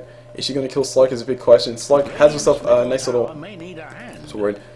Nice little bloodlust from Ogre Magi. Here comes the dagger. Here comes the damage. And Slark taking a nice little chunk of damage. Look at his HP almost all gone. That's just 1 crit and a dagger. 1 crit, a dagger, maybe another right click, and that's pretty much Slark about to be dead. And now speaking of being about to be dead, we got Viper. Hook doesn't want to go for it, does back away instead. The aggression is real, guys. Alright, so taking a look at the state of the game, we see the goal graph is showing us that it went heavily in favor of 4 bunnies, 1 turtle. Dudes of Gaming did have a nice hold. Their farm was going a lot better, but 4 bunnies, 1 turtle showing you that their explosiveness and their ability to just blow you up is pretty darn strong. Speaking of ability to blow you up, Phantom Assassin's probably not long for life here. She's working on the BKB, so she will be able to not lose that much gold. We got Slark and Tyrant and crew showing up. Everybody coming up to kill this Phantom Assassin. Somehow surviving. About to be killing herself with anti-operation. She will not be able to get the kill, though. Ice Blast does come through just in time. But the fact that she was able to do that much damage is actually pretty darn nice. Once that BKB is online, she will be able to just ignore all of the spells coming out from pretty much Tyrant, Ancient Apparition, Ogre Magic collectively. Slark will be still a problem. Templar Assassin, of course, will still be a problem. But considering that everybody's just doing a really good job of focusing Templar Assassin's refraction down, I think 4 bunnies, 1 turtles, in a good spot right now. Just basically stun Templar Assassin, throw a whole bunch of right clicks, just like everybody throw a collective right click, and Templar Assassin does die. Speaking of collective right clicks, we got the birds coming through on top of Templar Assassin. Templar Assassin is going to go ahead and go invisible in a very awkward position, gets dusted up. Here comes the birds, here comes the damage, here comes the deeps. Will she survive? The answer is no. Ari has another stun to come up here in a few seconds. Beautiful counter initiation from Ravage from Time Hunter. Ice Blast comes out from Ancient Person, will not hit anybody because everybody is already dead. That was a nice idea, very nice idea, but they weren't able to get it to go through as well as they wanted to. I had high hopes for it, but the rotation was just a little bit too fast. Time to Ravage was used though, so we'll be down. Since our Warren ulti will be up in 46 seconds, bottom tower, there is a glyph, but it looks like they will not use it. They will choose to forfeit it. Dire's bottom tower is under attack. Dire's bottom tower has fallen. Impressive stuff. I'm surprised it caught like that. Ravage caught me off guard, guys. I wasn't even paying attention. I was like, oh, they're fighting. They might get the kill. They'll probably get the kill. Oh, the Ravage, the Ravage. Black hole! Black hole! Anyway, the circles come on the minimap. They're looking for a wild Viper. Looks like Slark did decide to go for a Shadow Blade, so Iceberg trying to make sure he snowballs as fast as he possibly can. Speaking of snowballs, we'll likely see a Scotty come out from him next. I'm gonna call it now. Shadow Blade Scotty will be his item choice, likely. Phantom Assassin almost has maxed out. Okay, take that back. She does. My bad. She does have maxed out Blur right now. So that means that her evasion is going to be pretty darn high. It's coming at a nice timing too, because pretty much Slark and Templar Assassin are getting all their damage online, but they don't have their MKBs yet. So it's that awkward moment right now where Templar Assassin can technically go toe-to-toe with Phantom Assassin, but Phantom Assassin, assuming that there's no refraction from Templar Assassin, Phantom Assassin should win the fight. Of course, if there is a refraction, then it probably still won't matter. Phantom Assassin can do her damage pretty darn fast, gets that max attack speed essentially when she does blink on top of you, so she can burn through those refraction charges from Templar Assassin pretty darn fast. So we got Deuce Gaming, and like I said, it's a very awkward moment. We really need to see ourselves a MKB up on Templar Assassin. We officially have some sort of damage up on Phantom Assassin. I'm expecting to see... What am I expecting to see from Phantom Assassin? Well, she has the BKB, so I'm trying to scratch my head and think. What other item would be good for Phantom Assassin right now? MKB of her own. She can just do that much more damage. And just to counter the Templar Assassin before she does build her butterfly, and just to counter Slark before he builds his butterfly as well, if he builds his butterfly. Looks like he's going to go for a Scotty instead. More kiting potential. And speaking of kiting potential, I'm actually a little bit surprised to see... Okay, there we go. I'm actually a little bit surprised to see we don't see any ACs getting built up by either Tide Hunter or Ogre Magi. Tide is going to be going for 4 staff, so he can be just pretty much putting on his best Bat Rider impression, minus the Bat and the Rider part. Leviathan Rider. Putting on his best Bat Rider impression by getting that Blink Dagger 4 staff. It will be nice for initiating fights, and also it will be nice for running away from somebody like Phantom Assassin. He can just basically blink in, drop a Ravage, and then 4 staff somebody out from the dagger. It will be a nice thing to help kite the Phantom Assassin. But really, the state of the game right now is just basically if Deuce Gaming can kite Phantom Assassin and just ignore Phantom Assassin without taking too much damage, then they should be able to just kill everybody else around her. But judging by the fact that Phantom Assassin is doing casual 766 damage crits, I don't really think you can ignore that much. And speaking of not really ignore much, we got Slark coming in. He's going to go for kills on Princess Spirit. Easy kills, easy. Should be able to get that kill. Nice little swap. Oh my gosh, I think she still will be dying. Since our Warren ulti does get used and the slow does get thrown on top of Slark, and Slark is officially going to be death pathing it out though. He needs to be careful though. Just revealed the fact that he does have a Shadow Blade. Ari does survive. All that nonsense. Nice swap coming out from Prince of Spirit, and that, guys, is what we call team play. So we continue the Farm Fest. We see that the last hits don't really matter all that much. Let's gonna take a look at the net worth to see who has the most gold, and we have a fight between Phantom Assassin and Templar Assassin. Slark and Viper actually surprisingly close for what they are.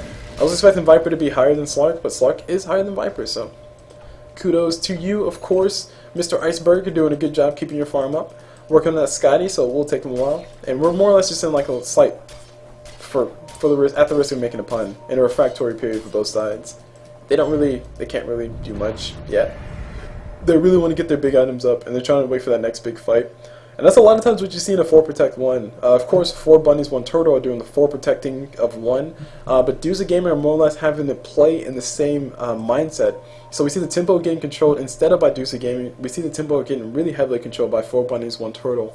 And I think that's more so a sign of the reason for that is because Templar Assassin, like I said, needs to be the one to go against Phantom Assassin. So you need to get her farm. Usually if you see somebody like a Phantom Assassin decide to go full YOLO and just go all damage out, she can be the one controlling the tempo, and I don't think Slark is a good person to control the tempo, and he himself is actually trying to get farm now, so he can get his big items up. So nobody's really trying to control the tempo and Dooza. They're just letting 4 bunnies, 1 turtle play their own game, and the slower and slower the game goes, the better and better it will be for 4 bunnies, 1 turtle.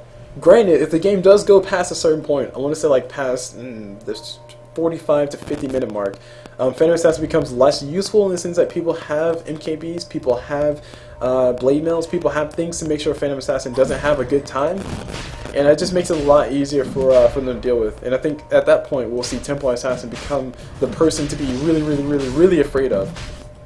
But of course, that's like, they got like 25 minutes left, so they can still do this. 4 bunnies, 1 turtle, going to have Phantom Assassin solo Roche. They're pinging the crap out of it though. They do see a Centaur Warner around the corner. They're all going to go in Centaur Warner. Nice little bait. Phantom Assassin will be showing up in this fight a little bit late. Then we got Centaur Warner going to be exploded. Ravage, that's fly for Tidehunter. Catches only the Visage on the side corner. Now we got Phantom Assassin trying to come into the fight. The swap does come from Vince Spirit, catches keeps the Viper alive, but she loses her life at the end of the day. This guy's just kind of like on the death ball march. Phantom Assassin is around the corner. I think these guys need to recruit. Miracle looks like he wants to go for a fight, trying to keep the Viper alive. Viper's going to go ahead and TP out. Nobody has a stun. There we go. Ogre Mantis stun does come through, and it just pretty much come through like a nice little, I don't know if you guys have ever seen it, but like a bacteria killing things.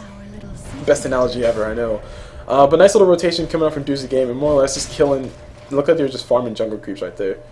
I gotta be honest, but it was a 5v1v1, 5v1, then a 5v1, then a 5v1. So 4 bunnies, 1 turtle. Not really playing to get as together as we expect them to be, but we got the damage coming out from these guys on Doozy Gaming. It is still pretty darn strong when they're all together. And it just shows you the power of their team fight right now. They have the Ravage, they have Ogre Miser dropping the stun, they have Templar Assassin who has no Blink Dagger yet, but looks like she'll never get a Blink Dagger.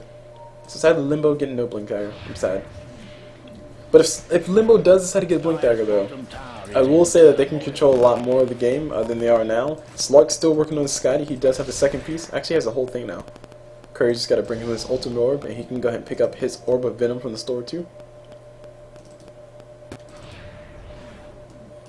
But yes, we're starting to get to the point where PA might be getting kited. I do like the fact that they did back up after they lost everybody, more or less, from 4 bunnies, 1 turtle. I mean, they didn't have any choice, but the fact that Phantom Assassin didn't decide to say, no, I will avenge you, and just go straight in for a fight. So nice play from Miracle. Nice regroup.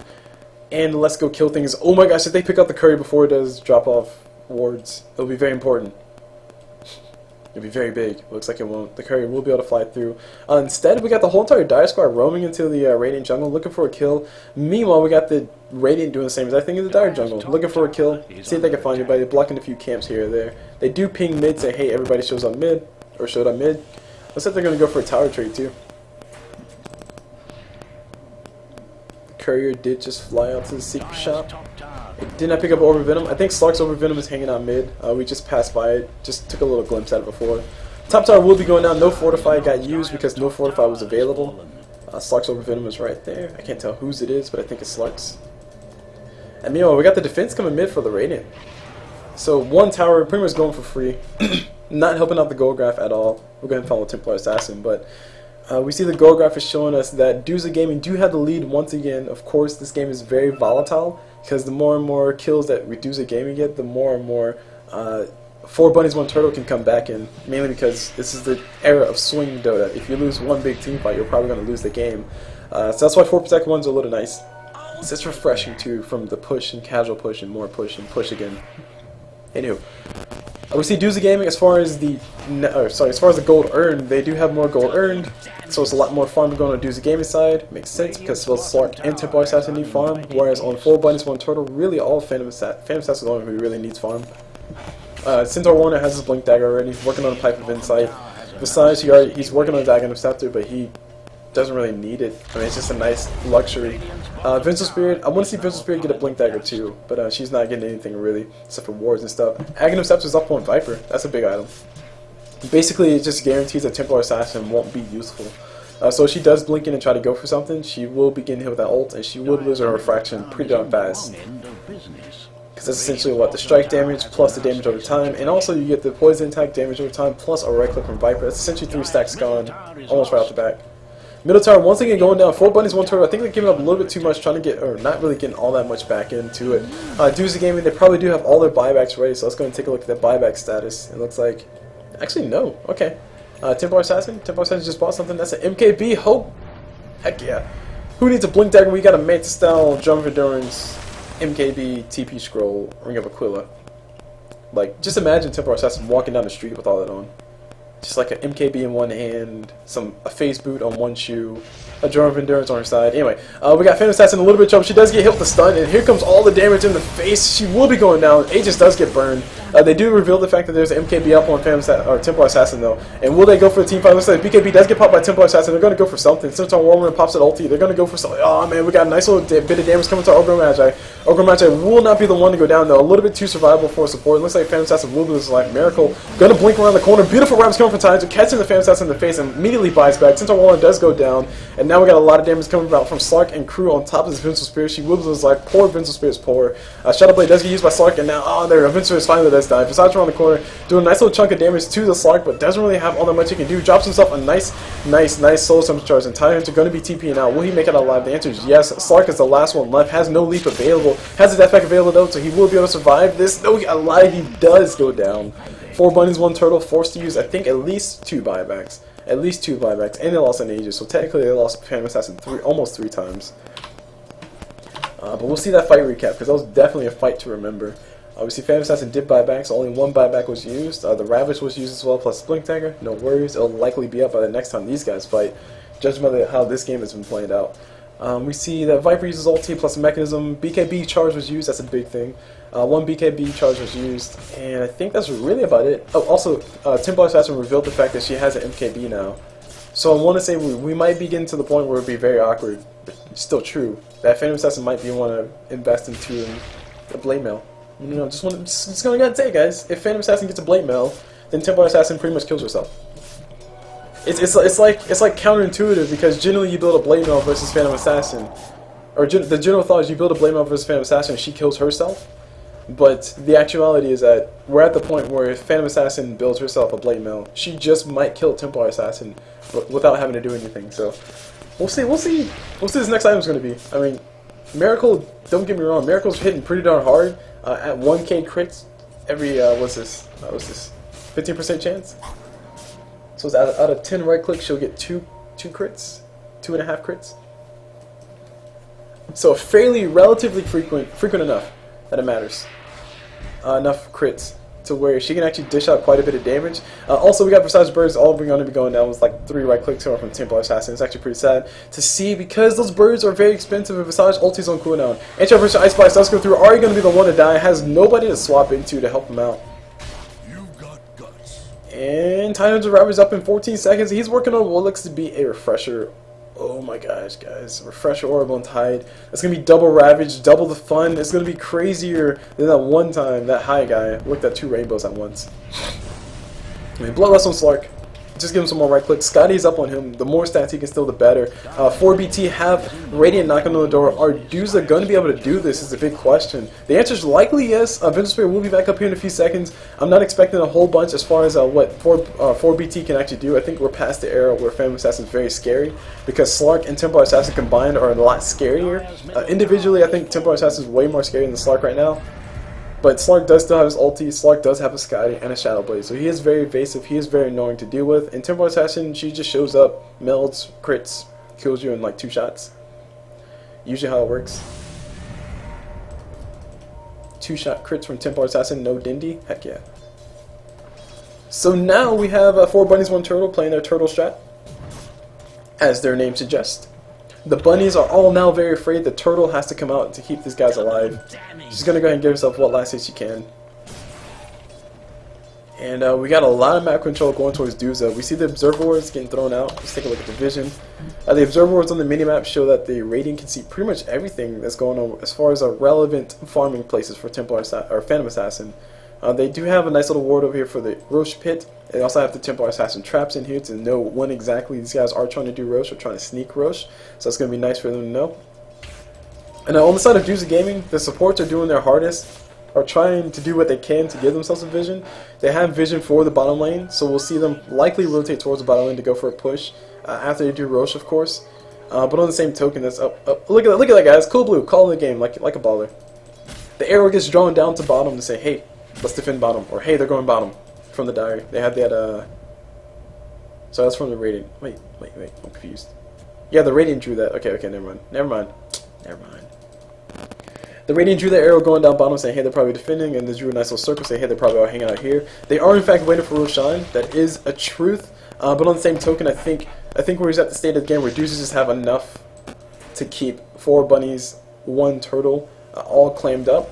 Really what it's going to depend on is going to depend on how much farm Deuces actually get in this period versus... excuse me. It really depends on how much farm Deuza actually get in this period versus how much 4 bunnies, 1 turtle actually get naturally because the lanes will be pushing towards them.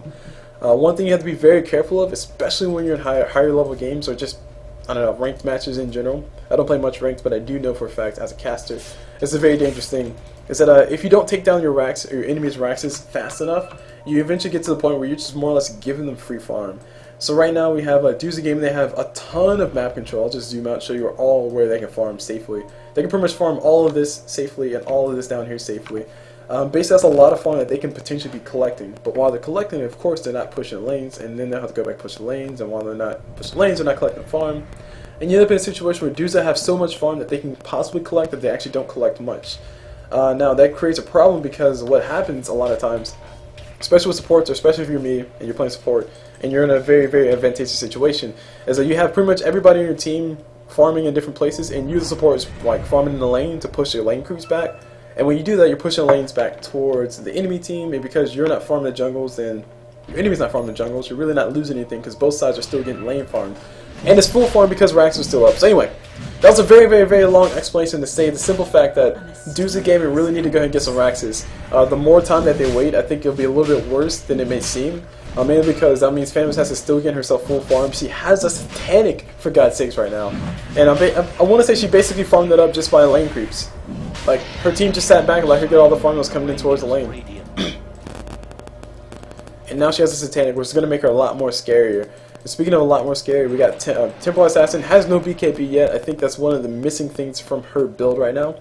But once she does give herself a BKB, she will be just that much more scary because she can just ignore all of the magic stuns and damage and whatnot that are coming at her. The only thing she won't be able to get rid of is, of course, the slow from Viper's ult. But still, Casual Butterfly gets picked up by Limbo. Looks like these guys want to put their foot on the gas pedal and just go ahead and end this game right now. 4 bunnies, 1 turtle. They do see the fact that Templar Assassin is building herself a butterfly. They saw everything in her inventory. The Observer Ward did scout it out. And now we got these guys just going to go ahead and push on forward. Radiant's top tower is under attack. Oh, that's another thing. Thank you, Base God Announcer Pack. We see ourselves, the Radiant have quite a few towers left up. That is one last talking point that I can go on before we actually start seeing some action. But the Radiants have quite a lot of towers up, and what that basically means is that all these are more or less sitting money bags. There's a 5 tower difference, if I'm not mistaken, right now, so that's 5,000 gold. If you take a look at the gold graph, it shows us that a Deuza Gamer are ahead by 12,000 gold. So if we equalize that, assuming that all the towers for 4 bunny 1 turtle that could be claimed to make things even are collected, then we see the simple fact that 4 bunnies 1 turtle have not really that much to go. If they just like win maybe a team fight and a half, plus they claim all the enemy towers, then they more or less have a game where the net worth on both teams is essentially 0 again. And when we do have a situation where both teams have a net worth of 0, I still favor Deuce's lineup because it's getting to that point where Templar Assassin's timing is about to run out. Like I said, 45 minutes to 50 minutes is what TA kind of has. She has like a natural timer right now because people are starting to not care about her damage. But anyway, we're getting to that point where if it does hit the 0 graph, I still would favor Deuce's lineup. Viper, he doesn't really scale well into the late game. He's pretty much just a walking mechanism at this point. I mean, he has BKB now, so he can not get hit with Ravage. if that helps. But really, what it comes down to is who has a better late game lineup, and we're at that point where it has made it past the late game. Slark, although I don't think Slark has been that big of a factor, Iceberg has done enough to help his team make it to the late game. Temple Assassin, although I don't think she's been playing as, or Limbo has been playing as impressively as he could have been, or maybe as impactfully as he could have been if he had the Blink Dagger Deso.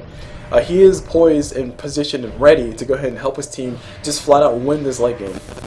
And now they're about to get into the team fights. We got Temple Assassin attacking pretty darn fast. Bloodlust plus a Butterfly plus a Mantis Style. That's a lot of right click.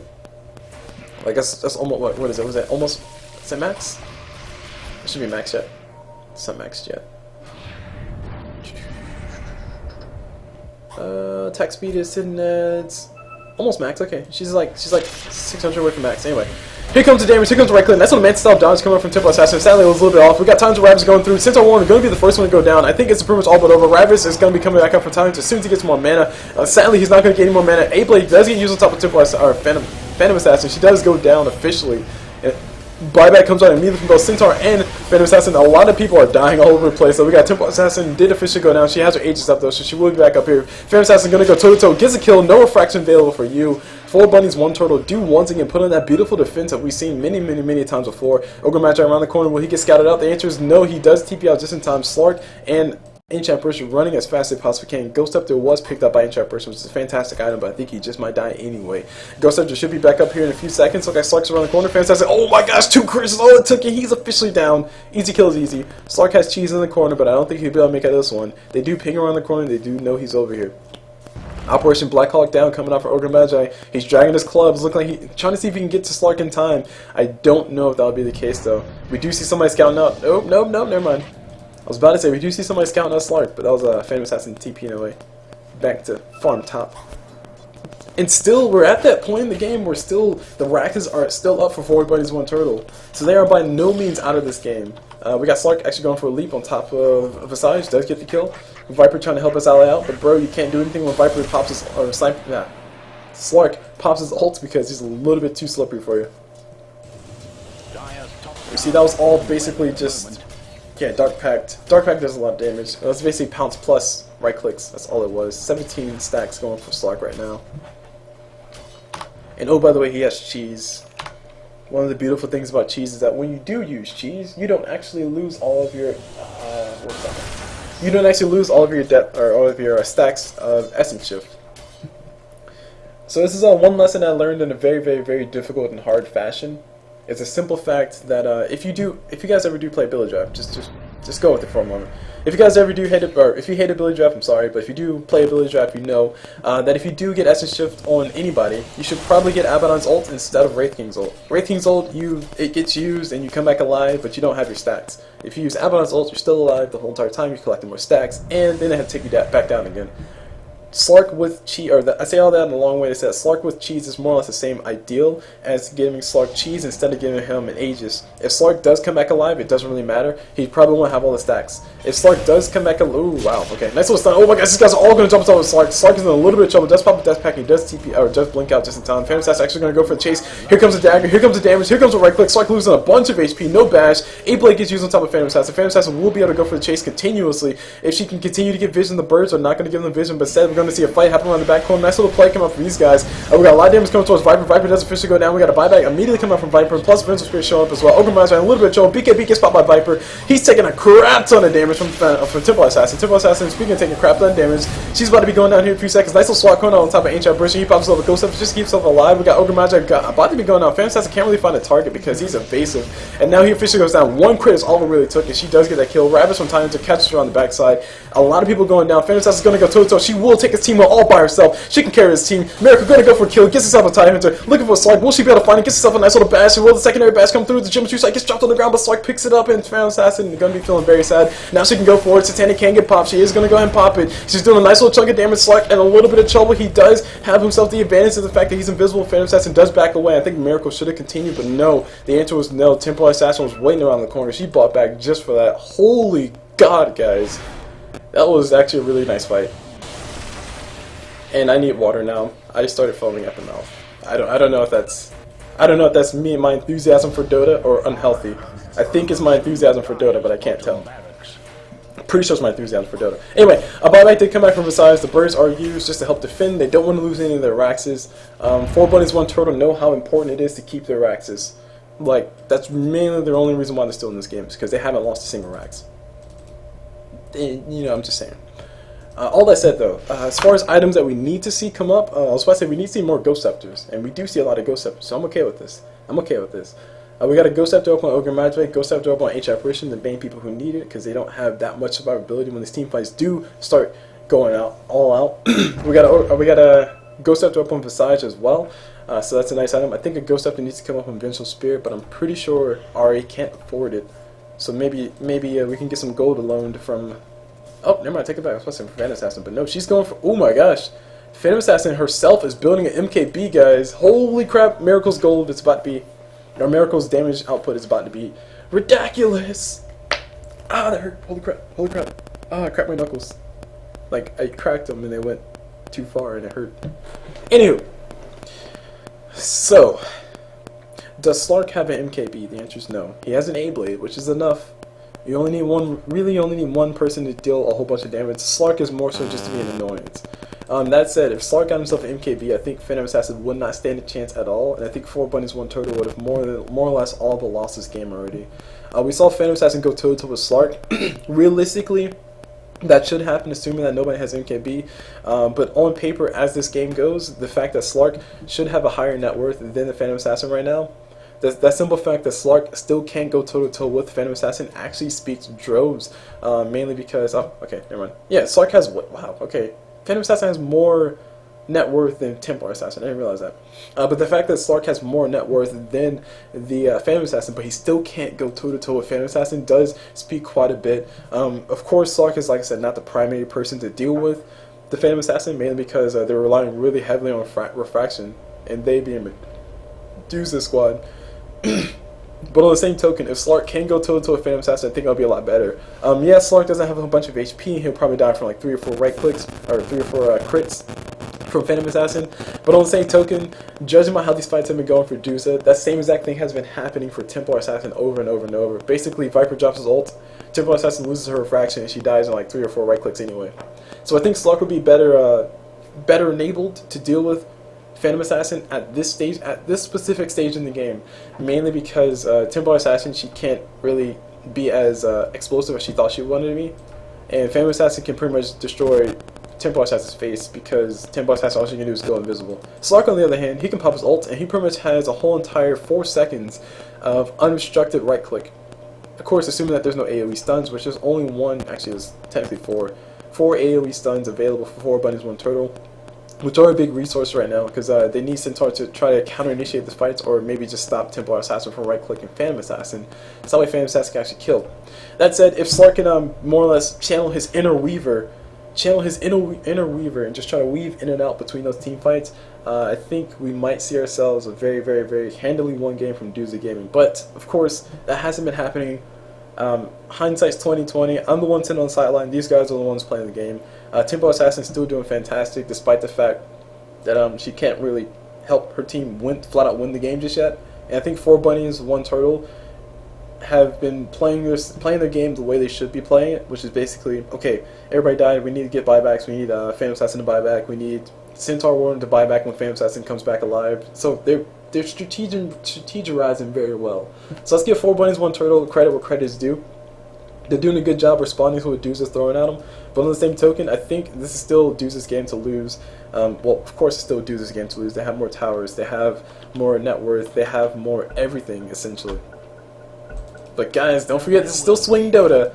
Just like 2 team fights back-to-back. If 2 team fights back-to-back go wrong for Duza, I think we're at the point where it just doesn't matter. 4 bunnies, 1 turtle, we'll have the tools necessary to just flat out win the game. Anywho, enough of my speeches. Cool Blue just can't stop giving speeches. Phantom Assassin, her last item looks like it needs to be a A-Blade and Boost of Travel. So her last few items, probably A-Blade, Boost of Travel, maybe a Butterfly anyway. Slark, thank you, he's listening to me. Oh my gosh, guys, it's almost like I know what I'm talking about or something. Holy dear crap, God. Anyway, Slark has himself an MKB. He can officially do damage to Phantom Assassin. I am officially okay with everything that's going on. I think Duza had this game, not necessarily in the bag, but they have this game on their threshold. Like, they can literally win this game in the next team fight that happens. all they really have to do is just make sure they kill Phantom Assassin. Phantom Assassin does not have buyback right now. Phantom Assassin doesn't really have enough damage to flat out kill Slark anymore. We saw actually Slark survive like 3 or 4 crits or so, 3 crits or so from Phantom Assassin. So I think this would be a perfect moment for Doozy Games to go ahead and knock on the door of 4 bunnies, 1 turtle, give himself a kill on top of Phantom Assassin, force him to wait. Maybe they'll lose like 2 or 3 people, but they'll still at least claim a Rax. So it's officially Raxing time. Both carries are online. Goliath is online. Sorry, if you guys got that reference, you deserve a cookie. Shout out to StarCraft. Love it. Anyway, Roshan's going to get beat up. It looks like the Dire are going to go ahead and try to take it. Oh man, this is a bad fight. It's going to be a bad fight indeed. The Ancient Pursuit ulti comes through. Here comes Titan to Rabbits. Phantom Assassin, Vince is going to be the one to go down. Refresher does get used by Titan to catching everybody in the middle of everything. Phantom Assassin immediately dead. I'm pretty sure it's GG right now. We got the TP coming up from Central Warrior. Pretty much 8 Blake getting used on top of Viper. Viper does go down as well. The Ages will be getting taken by the crew of the Radiant squad. 4 bunnies, 1 turtle, 1 slight slip up is all it took. And I think we're finally past that tipping point. Basically, double Ravage. Like literally 2 Ravages. I don't know what to say. Literally 2 Ravages. That's all it really took. That's more than enough time for them to actually kill everybody. Phantom Assassin, she survives in the fact that she has her well, sorry, hold on. Got somebody running away. There we go. We got Centaur running away. He does go down. GG well played. He does get thrown out. I do agree. The game was more or less over at that point. It was still a desperate hold. 4 bunnies, 1 turtle put on a fantastic fight. But don't worry, guys. We got 1 more game to go. There's 1 more game to go in this series. This is the best of 2. So we're just waiting to see what 4 bunnies, 1 turtle decide to do with this next game. But I think they put on a fantastic show. Dooza, they had a lineup that they were just more or less countering what 4 bunnies, 1 turtle was doing. So I think 4 bunnies, 1 turtle had the advantage of setting the tempo and how the game should have been played. And I think it was played the way it should have been played. It just ended up lasting too long, and Phantom Assassin couldn't get into her stride fast enough. And that's really what ended it. Anyway. My name is Cool Blue, guys. I just brought you guys this game in the JoinDota League. If you guys want to check out my YouTube channel, you can. It's youtube.com/coolbluedota. That's CULBLUDOTA. I do my live streams on there. If you want to check out my other live streams with the JDL, go ahead and check them all out there. I actually need to go clip those together, but I'm being lazy. Anyway, all that aside, I have other channels and stuff, but you go check out the main YouTube channel, and you'll be able to find everything that you could possibly ever want. So, hope you guys enjoyed the game. That's really it. Shout out to Dooza for being awesome, and shout out to 4 bunnies, 1 turtle for putting on awesome defense. I'll see you guys in the next game. Hope you guys enjoyed it, and as always, I'll see you guys whenever.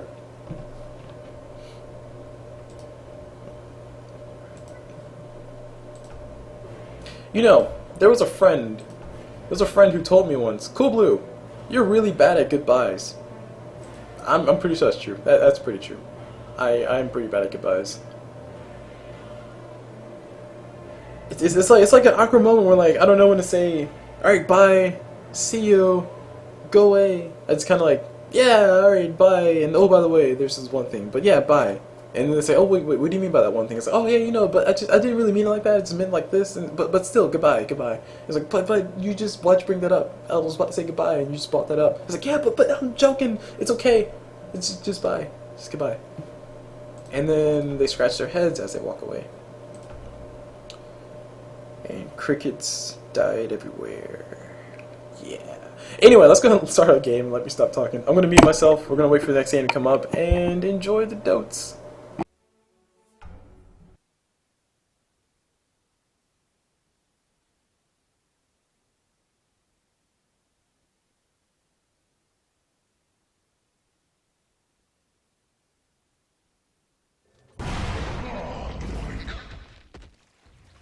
Dire's middle tower is under attack.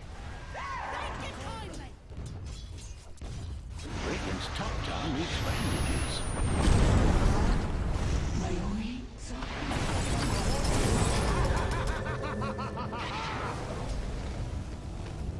Radiant's top tower is getting walloped.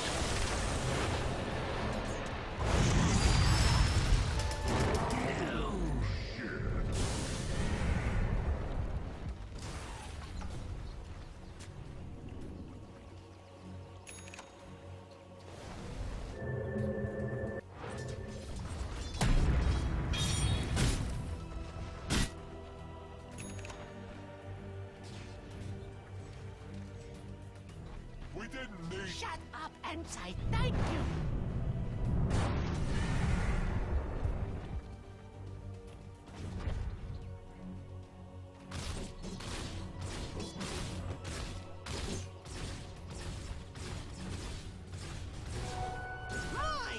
Selfish.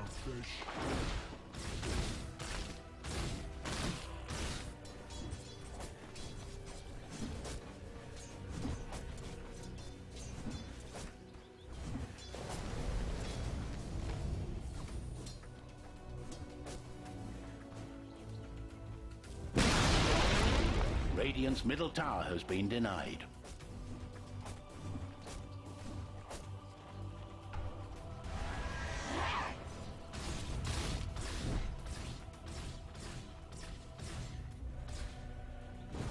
Dire's structures are fortified. Dire's bottom tower is on its way further down.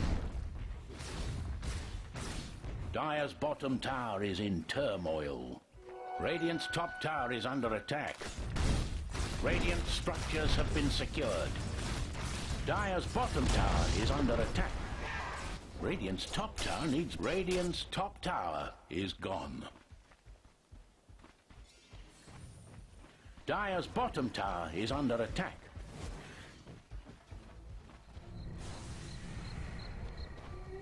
Radiant's top tower is under attack. Dire's bottom tower is on its way further down. Dire's bottom tower is in turmoil.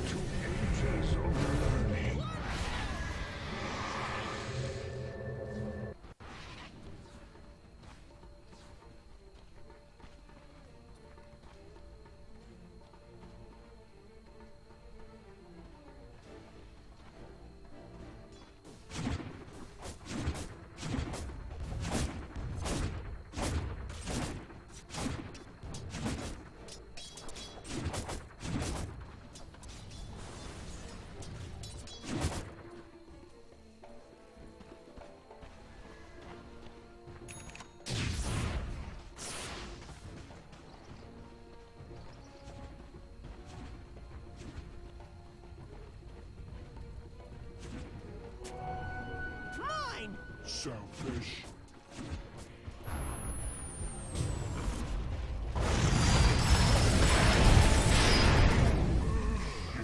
Feed the flames.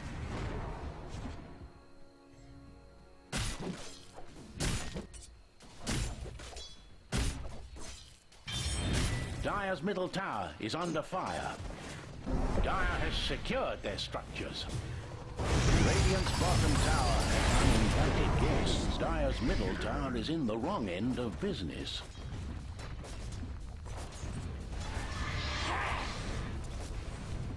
Dire's middle tower is under fire.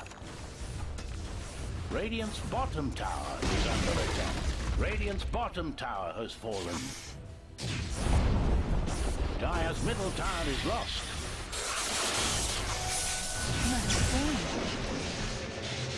Dire's middle tower is in the wrong end of business. Radiant's top tower is getting walloped. Faster I fly.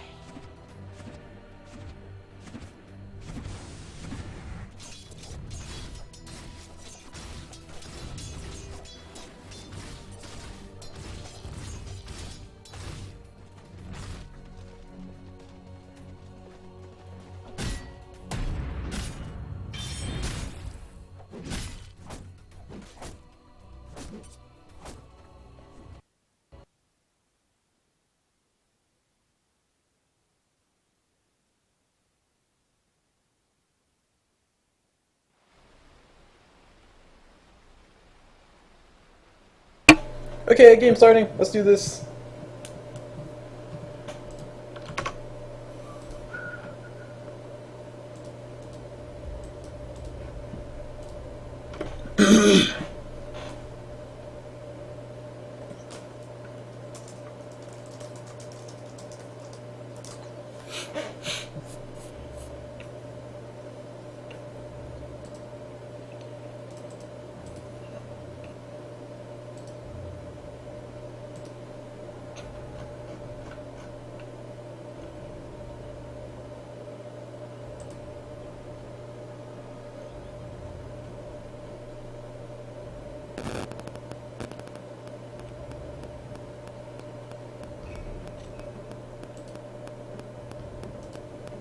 Production Dire value. team banned.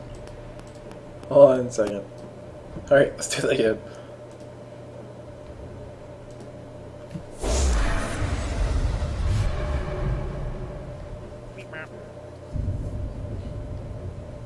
Seconds remaining. Hey, hello everybody, my name is CoolBlue and I'm bringing you guys this second game in the JoinDota League that I'm casting today. And this is Dooza Gaming versus 4 Bunnies 1 Turtle. And I'm excited because 4 Bunnies 1 Turtle put on a nice little display, but Dooza Gaming still proved to be one of my favorites. Not saying my favorite, I think there are other teams. But anyway, enough of my bias. Actually, no, let's talk about my bias real fast. If you guys didn't watch the last game, there was a nice game that was played by 4 Bunnies 1 Turtle and Dooza Gaming. I stayed at the very beginning of the last game that I remember Dooza Gaming from the Sunday Evening Cup series, because I used to cast /admin for that, so it was really fun. But I remember their team name from that. I don't remember their playstyle. 4 Bunnies 1 Turtle, I think I casted Saturday and Sunday. Matches that they played, and I think they did a fantastic job of how they played, and I really liked their playstyle. It was very 4 Protect 1-ish, but they could adjust to what they were facing. So the last game that we actually saw 4 Bunnies 1 Turtle adjust quite a bit to what Dooza Gaming were doing, but Dooza Gaming's lineup was just more so built for the late game, and we ended up seeing them squeak away with the victory. So if you didn't see that game, guys, my bad. Spoiler alert. There was a game before this one, and one of the teams won. Anyway, continuing on with things that are serious and things that are real about this game, we see that that Ogre Magi ban, that's a respect ban, I think. Actually, no, it's not a respect ban. This is more like a we used it last game. We don't want you to use it, so we're gonna ban it. Dooza Gaming are gonna go ahead and ban out that Ogre Magi. I actually was expecting to see 4 Bunnies 1 Turtle ban out the Ogre Magi, but they didn't. Anyway. We see the Razor game banned out as well by Dooza Gaming, so still no Razor, still no fun. And speaking of no fun, we see Terrorblade plus Brewmaster, so Terrorbrew. They both get banned. Terrorbrew? Sounds like a horse. Sounds like an animal. We see them both get banned out by 4 Bunnies 1 Turtle. And I'm okay with that. I'm okay with the Terrorblade plus Brewmaster ban. I don't really find them fun in a game. And speaking of not having fun in a game, Dooza Gaming actually pick up the Death Prophet, so they're going to be able to have themselves some nice chunk of physical damage. So we'll likely see 4 Bunnies 1 Turtle play more so towards the high armor based type heroes and have a little bit more fun with that. But all that said and done, we're going to have to wait and see what 4 Bunnies 1 Turtle like to go for, as we saw a few times over and over, as I've seen a pattern of. 4 Bunnies 1 Turtle do love to have themselves a nice little 4 Protect 1 strat going. And we actually see them pick up the Batrider, and I think one of the first games I casted of them, they had a Batrider who just more or less 4 Bunnies 1 Turtle really turtled them really hard. It took Batrider a long time to get a Blink Dagger 4-staff, but once he did get that Blink Dagger 4-staff, they were just on every single person they could find. Batrider just basically blinking in, getting a lasso, 4-staffing out, and just basically killing whoever he had a hold of. So I actually think that we're going to see some very, very, very passive stuff from 4 Bunnies 1 Turtle, as their name kind of implies. But as soon as those 4 bunnies get ready, they'll be jumping all over the place. And Batrider fits very perfectly into the theme. So well played, well played. Unintentional pun. Slow clap. Slow clap for all of us. Continue on with Dooza Gaming though. Their lineup is their Death Prophet right now is not really telling much about their lineup, so it's kind of hidden right now. But I want to say that they may be going for more of a push solo type strat. They might go for a Death Prophet to play, of course, play mid. They could have Death Prophet play safe lane too. I've seen that like once ever in my entire life. Also, some people do Death Prophet suicide lane because she's so fast, but I don't like that either. I think Death Prophet mid would be the perfect thing for them. That said, if they do have somebody who can be like more of a magical type of carry, I'm trying to think. Who carries with magic abilities? Nobody comes to my mind. I was gonna say Silencer, but I mean that's I guess Silencer or OD, but really it's meh. A Pugna carry. I've seen those once. It was against me because I was on the enemy team that Pugna could have carried. Anywho, like I said, speculation is a little bit hard for Dooza Game right now. They did ban out both the Razor and the Ogre Magi, so it tells me maybe they're just trying to ban out standard things. They pick up the Skywrath Mage for their pick next, so it's actually cool. Skywrath Mage will be able to make Batrider not have as much fun. Batrider basically blinks in and gets silenced and then dies. So that can theoretically happen. Also, Skywrath Mage can do a fantastic job of zoning people out. It's a nice little blend to the physical damage output that you have from Death Prophet to have all that magical damage focused on one person. So Skywrath Mage is a nice complement to Dooza. It's going to force Dooza to actually, or it's going to force 4 Bunnies 1 Turtle to actually be a little bit more cautious about how they do decide to pick their heroes, because they have to basically survive both magic and physical. A massive amount of magic and then an AoE of physical. So I don't know, I said the same thing like 5 times. But the main point I'm trying to get at, though, is that Deuce's Gaming's lineup is kind of keeping 4 bunnies, 1 turtle off tempo, so they have to be a little bit cautious about that. That said, we see 4 bunnies, 1 turtle ban out the Wisp. We saw an immediate ban on Ember Spirit by Deuce Gaming, so I'm guessing that he could have been a little bit too much trouble for them. I don't think I've ever seen 4 bunnies, 1 turtle play a game of Ember Spirit, but then again, I've only seen 3 games of them play total, so that's not saying much. Ember Spirit's strength seems to be, it seems to still be a toss-up, despite the fact we see a lot of Ember Spirits played.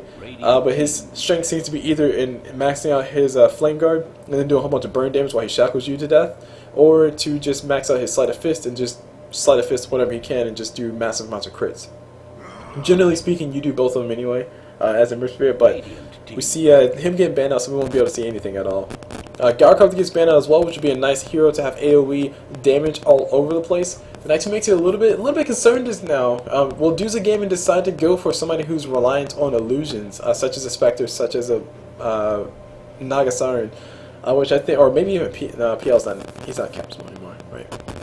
But the main thing is Garcov is really good at dealing with the AoE damage. He's really good at killing squishy supports. He's really good at just destroying illusions or not really caring. So that might give a few flags to say, hey, Deuce Gaming are trying to go for some illusions, because they got rid of a nice little chunk of AoE in both Ember Spirit and Garcov, as far as killing things that are really weak in a giant AoE. So 4 bunnies, 1 turtle, they ban out the Wisp, and they also ban out the Faceless Void, which is okay. That means that they're trying to have the better team fight, which so far they do with just the Lich alone. Batrider, he can throw out the lasso. If he can get the lasso on Death Prophet before she can actually do anything, that's going to be fantastic. If not, they'll probably kill her fast enough anyway. I'm a little bit concerned, though, with the simple fact that a lot of 4 bunnies, 1 turtles coming from Lich. Of course, they still have 3 picks left, so the team fight can come from other people as well. But I'm still a little bit concerned that a massive amount of their damage right now is coming from Lich. Batrider, not a lot of control. Sticky Napalm, very annoying to deal with. Probably with everybody except for maybe Death Prophet, because she can turn around fast enough if she just runs straight and then slowly turns. But on the same token, okay, that's what I want to see. There we go. We got the Tide Hunter, so that's a guaranteed team fight. I actually like Tide Hunter a lot better, plus Lich. So basically, Tide blinks in, Ravages, and Lich drops his ult and does a whole bunch of bouncing. We're going to see a nice little combination come out from 4 bunnies, 1 turtle. Of course, Wombo combos, I'm always timid to say that, oh my gosh, Wombo combo, let's do this. Where you have Enigma Black Hole, or Tide Hunter Ravage, Enigma Black Hole, Lich ulti, and all this like craziness going on that meshes well with the AoE, but I'm very cautious of those because you are really reliant on that Wombo Cannabis happening, and if it doesn't happen, then your team is pretty much not really having all that much fun. So I hope they're not really relying on a Tide Hunter Ravage into Lich ult. I hope they're more relying on a Tide Hunter Ravage to initiate and a Lich ult to maybe break up the fight a little bit, which would be nice because Death Prophet will more or less just be most of the fight, and then Skywrath Mage will probably be somewhere near her. Wraith King gets picked up by Deuce Gaming, so we're expecting to see a lot of crits. Hopefully we see ourselves as support Wraith King, which I actually do favor or support Wraith King. A lot of people don't. A lot of people think it's stupid and silly or retarded. I think it's actually a good thing. Basically, you'll always have mana for your ulti, you'll always have mana for your stun, and that's all you really need is just your mana for your stun. And just become Aura King, where you have an AC, a Sheep's Guard, your Vampiric Aura, Drum of Endurance, Mechanism, every single AoE you can. So you just basically die and you come back and you have more auras for everybody. Woohoo! Aura King! So let's have to wait and see if Deuce Gaming do decide to go for that. They do still have 2 picks, so they could technically still go for a carry, or they can go for another support plus an offlaner. But I think that's the only options right now. Whereas 4 bunnies, 1 turtle, they haven't really picked up anything too terribly core outside of the Batrider. Lich and Tide Hunter, they can be playing a number of roles. I've seen, like I said, mid-Tide before go against some melee mids, so we'll have to wait and see. It looks like Jakiro gets picked up, so Tide Hunter will officially be playing that offlane by the looks of it. We got Jakiro, Lich going to be playing those 2 supports. Batrider likely going to be playing either offlane slash jungle. A Leshrac pickup from Deuce Gaming. Oh my gosh, I just got excited. Holy crap. Okay, talk about Wombo combos, guys. Wraith King stun into Leshrac stun into Skywrath Mage ult is going to be a lot of damage, sure, but I'm pretty sure that's not their main combination. A little bit of flexibility coming from Deuce Gaming will be in the fact of a Leshrac stun plus Death Prophet ult just bouncing all around your face. Another thing could be maybe just a Death Prophet ult pushing out one lane where you have a Leshrac Diabolic Edict pushing out another lane. Another combination could be just Skywrath Mage and Wraith King being bros, and then they just like travel together and kill everybody who shows up. So it's a little bit of flexibility, or a lot of flexibility for Deuce Gaming.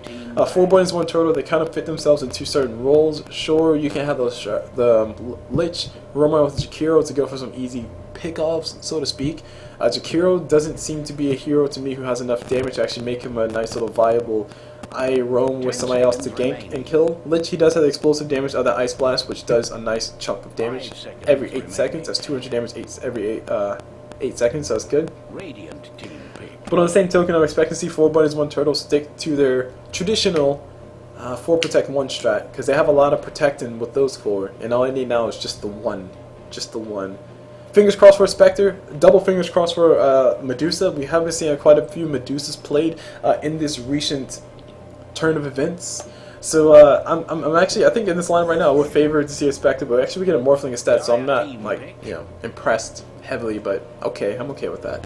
We got a Morphling pick up for Deuces Gaming. To me, Morphling does die really easily, relatively speaking, versus a Wraith King. If he doesn't have a Scotty, it's actually pretty sad sometimes, because Wraith King's crit damage does go up exponentially as he puts more points in it, of course. 300% crit damage when you have something like an Armlet plus a Basher is a lot of free damage for Wraith King when he does actually crit. And we get ourselves a Queen of Pain. Okay.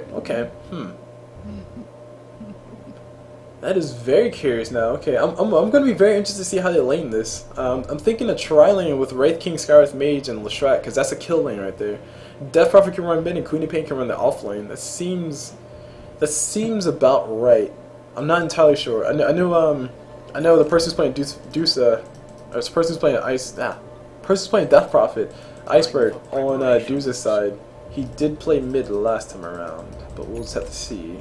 Let's see. It looks like he will play mid. Okay, so Death Prophet mid. Alright. No shenanigans. No shenanigans, guys. Come on, get over yourself. Anywho, let's go ahead and do ourselves the duty of doing introductions on both sides. We got 4 bunnies, 1 turtle hanging out over here on the Radiant squad, and on this Batrider we have ourselves Smasher WYL. Moving on to this, wrong side. Moving on to this Jakiro, we see ourselves Yapazor on that Jakiro, on this Morphling who's right behind him. I actually thought that was all Jakiro. Wow, that looked like Jakiro just pooped out Morphling. I don't know how to feel about that. Like, Jakiro had a Morphling. Anyway, on this Morphling, we see ourselves Miracle playing that all-important role of carry. Moving over to this Tide Hunter, we see ourselves Hook on that Tide, and on this Lich hanging out way over here, we see Ari on that all-important role of 5 position support. Moving to the side of Dusa on this Lich, we see ourselves, okay, I thought it was, oh, sorry, Leshrac. On Dusa's squad, on this Leshrac, we see Limbo on that Lesh. Moving to his Death Prophet, we see ourselves Iceberg playing the all-important mid role, of course. Moving to Skywrath Mage, speaking of important roles, he's playing support. That's my role. Support role is the role that wins the game, guys. Get at me. We see Smiley on that Skywrath Mage. Moving on to this Wraith King, we see Loki playing that Wraith King. And last but not least, on this Queen of Pain, or this Quap, we see Madden on that Queen of Pain. And that ends up all the callouts for you guys. Let's go ahead and get back into normal vision so we can stop being motion sick and I won't make people sad. Why are you calling me right now? Oh my gosh. Alright guys, give me a quick second. Actually no, don't give me a quick second. We're going to cast this. I'll just walk back over there. Anyway. Looking at things as they start off, we see no crazy ganks happening just yet. We got Wraith King picking us up a bounty room. That's really about it. So it's going to be a little bit more XP plus a little bit more gold going to his pocket. He is looking to play the carry role. Actually, he's playing offlane, so he's playing support. Okay. Wait, one second. Yeah, okay, I called this. I called this the kill lane. Basically, these guys are running together. Right. I already called that. It's okay, guys. This is old news. But anyway, Wraith King going to be playing carry role, so off lane, aggressive tri-lane that is, carry for the Wraith King. We got a Jakiro plus Tide Hunter hanging out down bottom. I think they're just trying to wait for the lane rotations to come through. Tide, it should be fine though. He's going to go ahead and hide in the trees. Skywrath Mage does not have a concussive bolt, but he does have himself an arcane bolt, and those are concussive shot. Those are fairly annoying as far as forcing you to use a bunch of regen for no reason. But Tide Hunter did very smartly so pick himself up a magic stick. They do need to be careful. I think both these guys should be relatively survivable. They have a singular place down here already in voicemail. Okay, cool. But yeah, we got a dual link coming out from 4BT, and actually Morphling gets himself a first blood. Where? Where'd he kill him? Of course, he killed him mid. Morphling getting that first blood mid on Death Prophet. Totally missed it. Totally caught me off guard. I didn't realize she was dying. But it looks like the damage came from a whole bunch of things. That was the source of... Oh, he did a Tango Shard's worth of damage. Holy crap. But it was a Mortar Strength plus a Waveform was all he needed to kill Death Prophet. Fair enough. I want to say Lich probably helped out, but he did not do any damage. Speaking of not doing damage, we got the Sentry Wars getting... Our Observer War getting dewarded by the Sentry War for the Dire. So nobody will expect the damage coming out from these guys. That is a very important thing because they do need to roam around the corner to get those ganks. They need Wraith King to absolutely initiate with his stun, so that way he can set up Leshak's stun and he can set up Skywrath Mage plus his damage once it does start coming out. That said, a Concussor Shot can probably do the same exact thing, so we'll just have to wait. Speaking of waiting, Wraith King waits near the rune, praying for a bounty rune, instead gives himself a illusion rune. He's going to go ahead and ping it, pick it up, and let the enemy Morphling run on towards that bounty rune. He'll be able to pick himself up some free XP. Middle tower is under attack. Meanwhile, Lich being a jerk, just hanging out in middle lane, sacrificing all the creeps, is doing a little bit of damage to the Death Prophet as well, just forcing her back. This is actually a nice little dynamic, I guess, kind of lane going on. Basically, Lich can... These guys can bear to do this because Lich can collect his own XP from that single creep. And he just backs away from the lane, lets Morphling collect his farm. And also, he's babysitting Morphling more or less. It's kind of like a pseudo side lane right here. It's actually kind of strange. So taking a look at the items as far as how everybody started out, we see a Smoky DC is already up on Jakiro, so he's actually planning on roaming to go for a gank with the Lich, but looks like he's not going to be able to get it. Mainly because he has to make sure Tidehunter doesn't die. This is a really scary kill lane down here for Doozy Gaming. Right now, basically they catch Tidehunter with just one Wraith King stun, or maybe even just a Leshak stun to start off. They'll more or less be ready to get the kill. We got Smoky C getting used. Rotations are coming towards mid. They know the Lich is doing something very persnickety, so they're gonna go ahead and go in. Wraith King has himself a Wraith Fire Blast, yeah.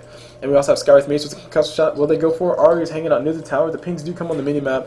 They're saying, hey, we need to go for this. We need to go for the kill. I think they should wait for the next creep wave to come through, because that will be the perfect timing. But so far, it looks like they're trying to poise and get ready to kill the Morphling, who's actually playing a little bit far. Miracle just might lose his life here if he's not too terribly careful. The suspense is really killing me right now because they're spending quite a bit of time away from lane, and they're not picking up bounty runes or anything. But they should have noted by now that, hey, people are missing, somebody's missing. Wraith King eating through a tree, trying to get as close as he can. The courier does come through. Nobody scouts it out. Did you see the courier? The boots were not delivered. The boots will be delivered top to Batrider plus the bottle. And they're still waiting around the corner. They're just waiting for this Morphling. He's gonna go ahead and pick himself up an Invis rune, so that's gonna be the perfect rune for him. Radiant's middle tower may need a hand. Excuse me. Sorry, had to clear my throat. So looks like no gank gonna happen. Smoky the Seed was used. A lot of XP lost. These guys are officially only level 2 versus the, I guess, the comparable people would be Jakiro, who's level 1, and Lich, who's actually level 3. So no gank shall happen today. Jakiro and Tidehunter just being bros and hanging out together. Look at them, just being lane support people. Laning partners, that's what they are. But Leshak was getting some important levels. Leshak level 2 on the stun is actually fairly decent. It does give you a decent increase, not a gigantic increase, but that extra 25 radius does really help out as far as making sure you can land the stun, and also making sure that they don't run away. And also he has 3 points of Diabolical Edict, which means that if they do leave him alone for too terribly long, he'll just tear down your towers fairly easily. He's actually turning, oh man, we got Death Prophet dying mid to the Morphling. Holy crap, these guys keep killing her every single time. It's actually not good for the push, but then again, like I said, there's still a Leshak on the side. Leshak can still do quite a bit of damage to a tower. I think a level 3 Edict will tear down the tier 1 tower, and we're about to actually test it out. Actually, no, we're not going to be able to test it out. Stun comes off on top of his tower. Tidehunter will be able to drop himself an Anchor Smash. The body blocks do come through from Wraith King. Looks like they will not be able to get Tidehunter down. Tidehunter's going to go and eat through a tree, eats through another tree. He will officially be going down. Tries to turn around for an Anchor Smash. Not going to be able to find it. Not enough HP left to survive one more Concussive Shot. Or one more Arcane Bolt, more or less. And now we got a nice little chunk of damage coming from the creeps. Really, Jakiro can't do much except for throw Ice Passage. Just pray these guys run away. Bottom tower should be going down. Leshak's Diabolical Edict did come back up. There's a first tower going to be going down. Doozy Gaming not wasting any time. It says you may stop our Death Prophet, but you will not stop our Leshak. Which actually, ironically, they're on the same level. So Morphling and Lich doing a good job of making sure Death Prophet stays not as farmed up. There's been a total of, I think, creeps come out every 30 seconds. So is that how much? 11 creep waves. There's been 11 creep waves, and every single time, Death Prophet has gotten one less creep than Morphling. So every creep wave has about 4 creeps in it, as you can see right here. And Lich has been denying 1. Okay, I guess there's 5 in this one. No, he hasn't denied yet. But Lich has been, let's say Lich has been denying 1 every other creep wave. That's essentially a difference of, what was that, 5 different creeps that are worth of experience that Death Prophet doesn't have, which is more or less about the XP that Morphling's up by. So, good job. Make sure Death Prophet doesn't feel very welcome in her lane. Speaking of not feeling very welcome in the lane, this bottom lane is looking very scary. Leshrac, Limbo on the Leshrac is actually ready to drop another Diabolical Edict. Wraith King has 1 point in stats, and he's going for 2 points to that Wraithfire Blast, so we may in fact see ourselves a Mana King, or Aura King, as many people like to call it. Well, basically, you prioritize stats plus stun, and you also get yourself arcane boots and do things. Speaking of doing things, we got Limbo going to be, oh my gosh, once again, Death Prophet going to be going down that bottom. I keep focusing so much on his other lanes, but we got time to take in a bunch of damage. Going to go pop himself a magical one. TPs do come through. Scarthmate is going to be the first one to die.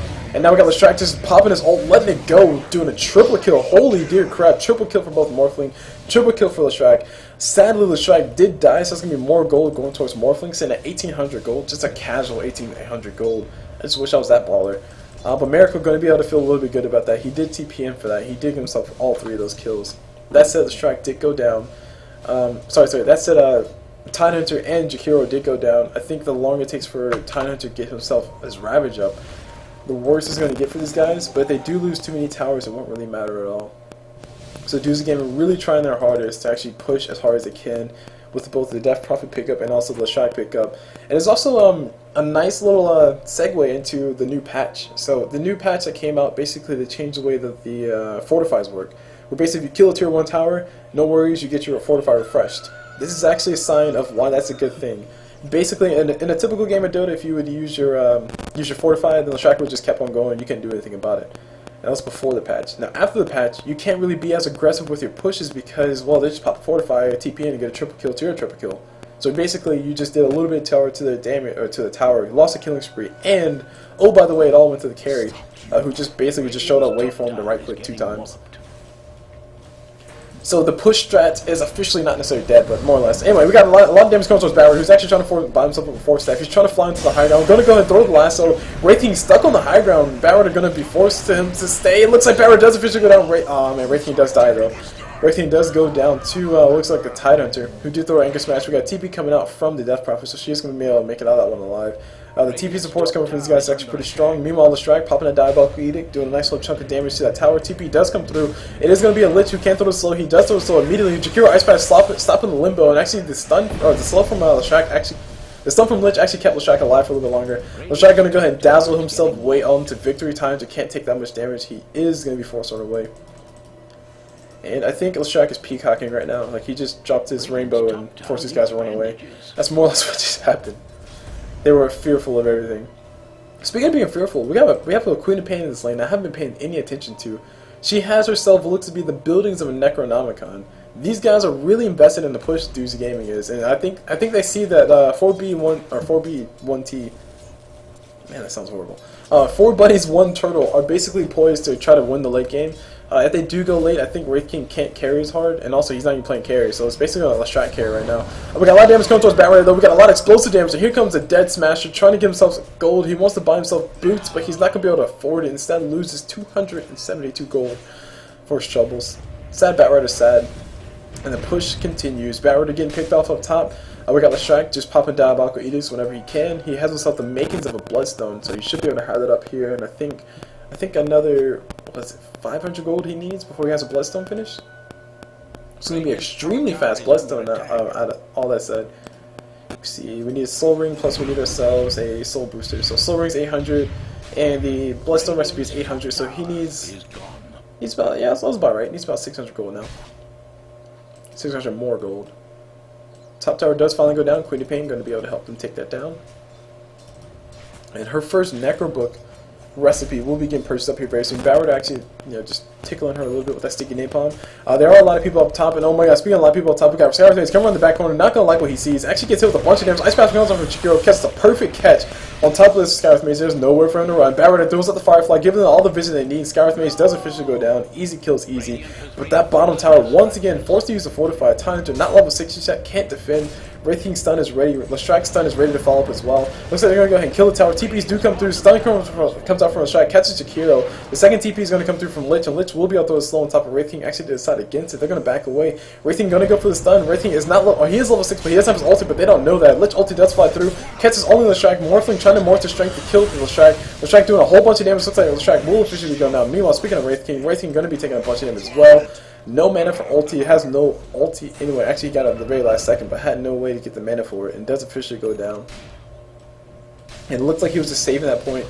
Wasn't sure if he should go for his ult just yet, so nice little play coming from him. Cutesy play coming from him as well. So the state of the game right now is showing that Leshrac has 70 last hits. He's been pushing like a baller. He's pretty much playing carry Lesh. He has his blood. He should have his Bloodstone by now.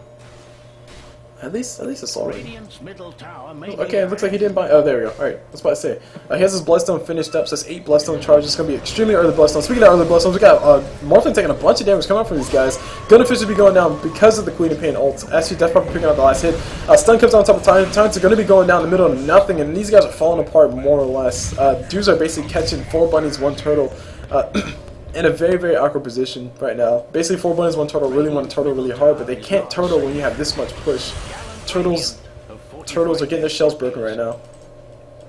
Battler Blink Dagger's online. I've stated before, basically 4 bunnies, 1 turtle playing very passive until Battler got his Blink Dagger 4 staff. Looks like they're not going to have the time for that. They have the Blink Daggers up for Battler though, so they can try to go for something. We got Wraith King that's taking a little bit of damage. If he does die, it will be okay. His ult is available. The pinks do come on the minimap saying, hey, this is our board. Hey, this is Wraith King. Hey guys. Did I tell you that one time where push strats has still worked in Dota 2? Anywho, take a look at the net worth. We see Morphling still farming like a baller. He almost had himself. Wow, he almost had himself a Mantis Stomp. Holy crap! I didn't realize Miracle had only died once and had that much farm. But 6k net worth versus Leshrac's 6k net worth. Basically, the difference between Leshrac and Morphling is that Leshrac will probably die to Morphling, and Morphling probably won't die to Leshrac. You know, 1v1. Leshrac can really, all he can really do is just pray that Morphling doesn't right click him too much. Morphling is higher leveled. Morphling is a little bit more farmed, or was a little bit more farmed. But the main thing is that Morphling does have a little bit more levels. Once Leshrac does get 2nd point of his ulti though, I do envision a crap ton of damage, and I also envision him building an Aghanim Scepter. Something's flying out to him. That's going to be a bunch of stuff. Looks like, yeah, he is working on Ags. Somebody's working on the power treads.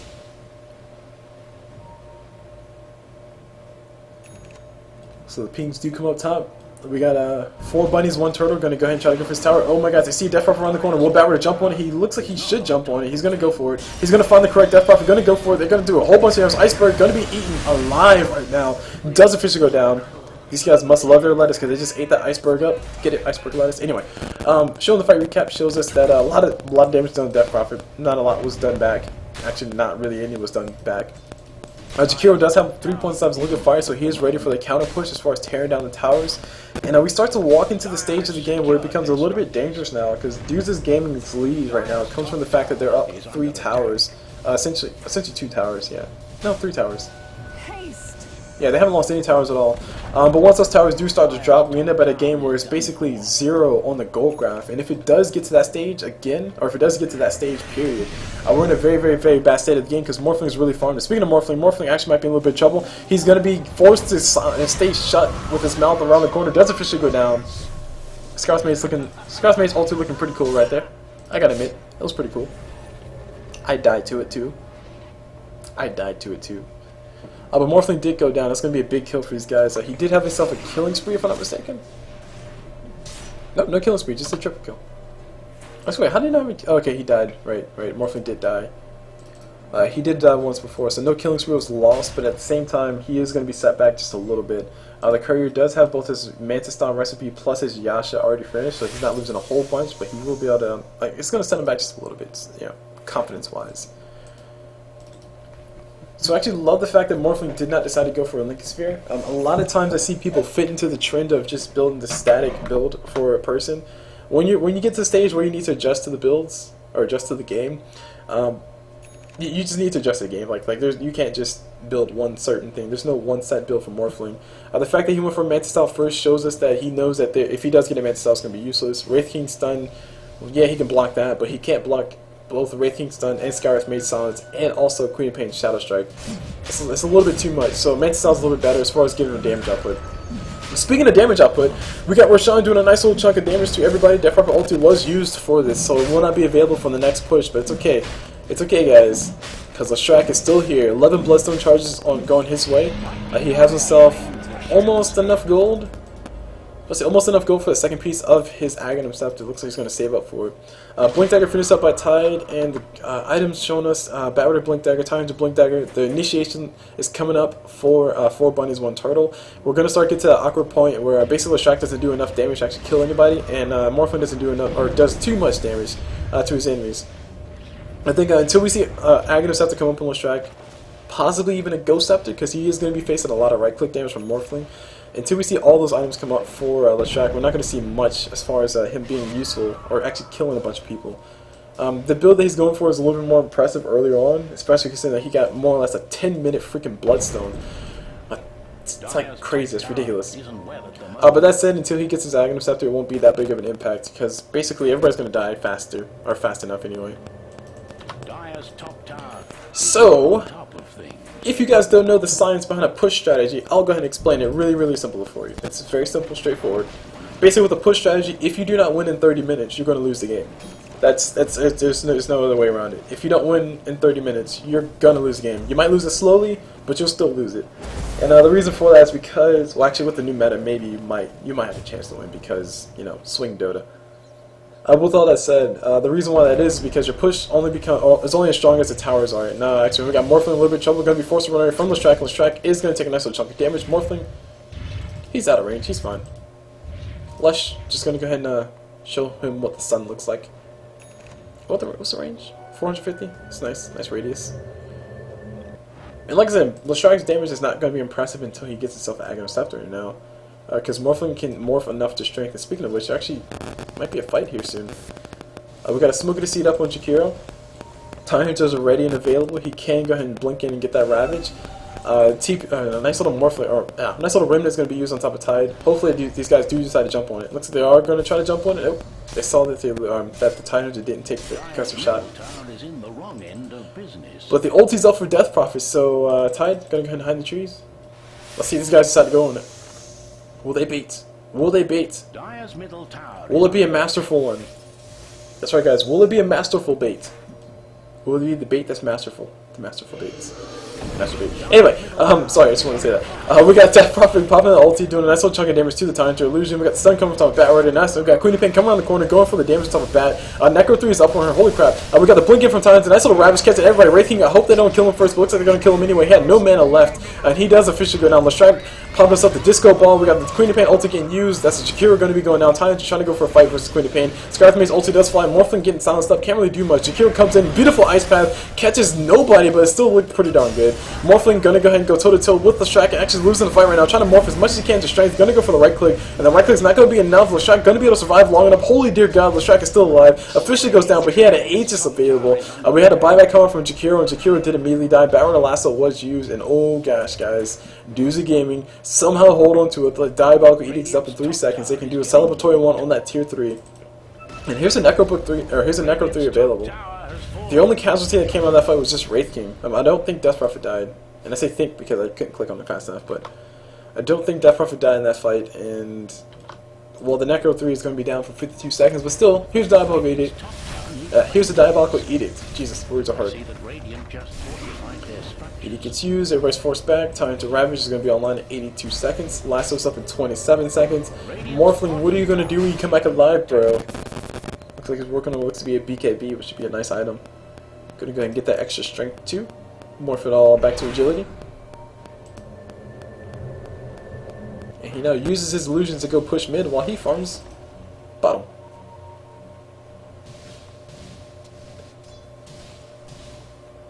Alright, so the state of the game. How hard can Miracle carry? Can Miracle actually cause a miracle for his team and help them win is the big question. That is a question that I would love the answer to, but sadly I can't predict the future, guys. All I can do is talk about what we see on the map. And right now we got Death Prophet, Boots of Travel, Tornado Stick, Drum of Endurance. We have what's called the race car, Death Prophet. Sadly, she did not, she doesn't need face boots. She has Boots of Travel. Who needs face boots when you have Boots of Travel? Queen of Pain has herself a Necro book, and looks like she's working on, really hard to tell.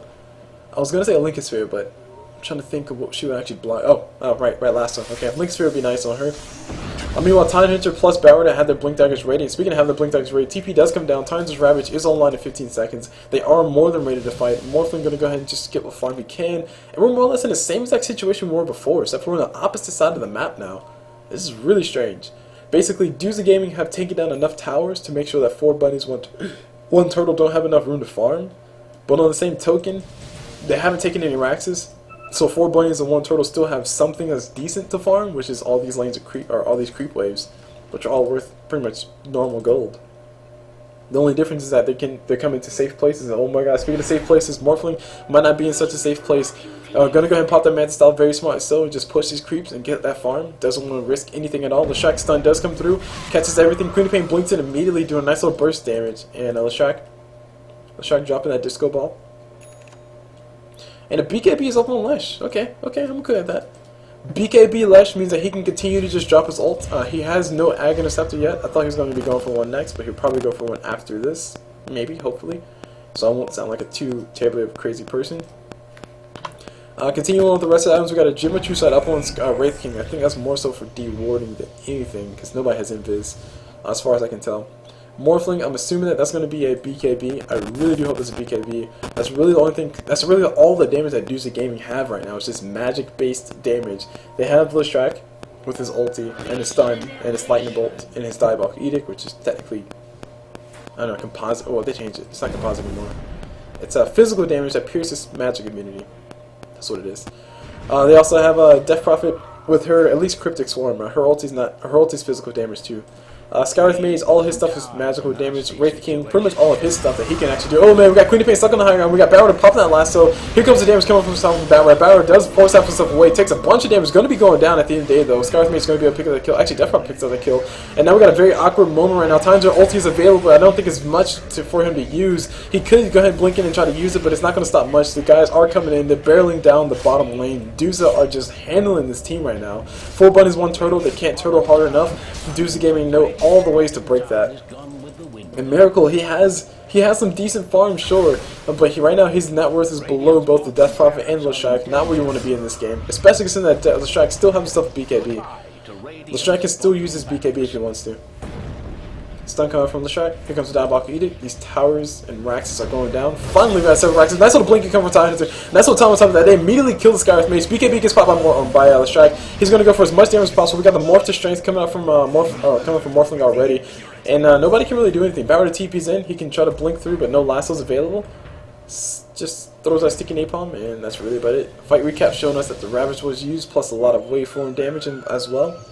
Leshrac Pulse Nova was used 4 times and a BKB as well. That's what we expected. And Skywrath Mage dropped a concussive shot and died. Oh, right, Lich, he didn't do anything, so at least Lich was more useful, but no offense. But the gold change is going in favor of 4 bunnies, 1 turtle, mainly because well, I can't really think why the gold change is going more so in their favor. Oh, did Morphling end it? Wait, did Skywrath Mage have a killing streak? Hold on. Worthy tribute. Well, Morphling survived. I guess that will make sense. Morphling survived, so he got more gold, and he actually got the last hit. So I don't know. I was gonna say that the gold should have went in favor of Doozy Gaming, but looks like it didn't. Probably. Hold on. What's the levels? What's the levels to click on the map right now? Just make sure I got this right. So the hero levels show that Morphling is sitting at level 14. He killed a Skywrath Mage, who's level 9, and he got that much gold. That's crazy. Maybe he killed a bunch of creeps too. That's probably what happened. Anywho, all that aside, the Raxes do finally go down. So looks like the 4 bunnies, 1 turtle squad on the Radiant side, they will have to go ahead and defend this bottom lane. It will be naturally pushing in fairly consistently and very annoyingly. So that's one thing I have to worry about. Also, another thing I have to worry about is that Limbo on that Leshrac has 17 Bloodstone charges. I think we're at the point right now where if he died, he would basically come back immediately as soon as he died because he has so many Bloodstone charges. That's one of the benefits of getting a Bloodstone so freaking early. That's also one of the benefits of pushing down towers so freaking early. Push strategies, like I said, have that time period of 30 minutes. We might be in that point since they got a set of racks where they can extend it by 5 more minutes. They have about 35 minutes to win this game, or else lose flat out. Morphling has a PKB now, so he can just ignore a lot of the magic damage coming out from Doozy Gaming, which is more or less all the damage outside of Death Prophet's ult that's coming out from him. So if Morphling can actually drop that ult, maybe kill the Shack first so his supports stay alive, and then kill Death Prophet afterwards so he stays alive, I think we might be in a good situation for 4 bunnies, 1 turtle. Miracle and a Morphling going to go ahead and push top, has an illusion available or replicate available in the base, just so he can jump to, just in case things get too hairy. And speaking of getting too hairy, we got Barrow, 4-staff, Blink Dagger, so he's ready. He's ready for some chop. Man, that was another StarCraft reference, but that just sounds stupid. I always thought that sounded stupid when the freaking Wraith, was it Wraith? No, it wasn't Wraith. What's it called? Oh my gosh, it's killing me. Banshee, jeez. No, it wasn't a Banshee. It was the carrier. Dropship, Jesus, thank you. Sorry, it was the dropship. The dropship used to say, I'm ready for some chop in the 5x5. Anyway, that's StarCraft Pre-War. Enough of that, we're talking about Dota, my bad guys. Cool Blue doesn't have a short-term memory span, mostly. We got Tide Hunter working on something very expensive, has 2k gold saved up. I think it's more so because he keeps killing creeps and they keep coming back. Lestrak finally has an Aghanim Scepter. He also has 17 Bloodstone charges, so that's great. But at the same time, Morphling finally has a BKB, and I think Morphling could probably still smash his face in. The thing is, what will Morphling go for next? I want to say that he should go for a heart. I think a heart would be a little bit more preferable over a butterfly right now. It doesn't really matter which one he goes for. A heart would give him a little bit more survivability. Butterfly would give him the evasion. But in this specific matchup, evasion is not going to do jack squat for him because these guys are just dropping spells left and right. So if Morphling does give himself a heart, he just has flat out more HP. I want to say a heart gives him more stats than a butterfly would. It's probably not true. I think a heart only gives you 40 strength, if I'm not mistaken. Or 60. Either 40 or 60. One of those two numbers. Let's take a look. We see a heart of Tarask only giving you 40 strength plus 300 HP, whereas a butterfly would give you 30 agility. Okay. And 30 evasion, 30 attack speed, 35%, whatever. We got Roshan getting beat up right now. Death Prophet did not drop her ulti, but she does have a heart, so she doesn't really need to. She can actually tank it if she wants to. Meanwhile, we got Wraithing with the Geometry Sight. Hold on to it. It's going to be easy, Roshan.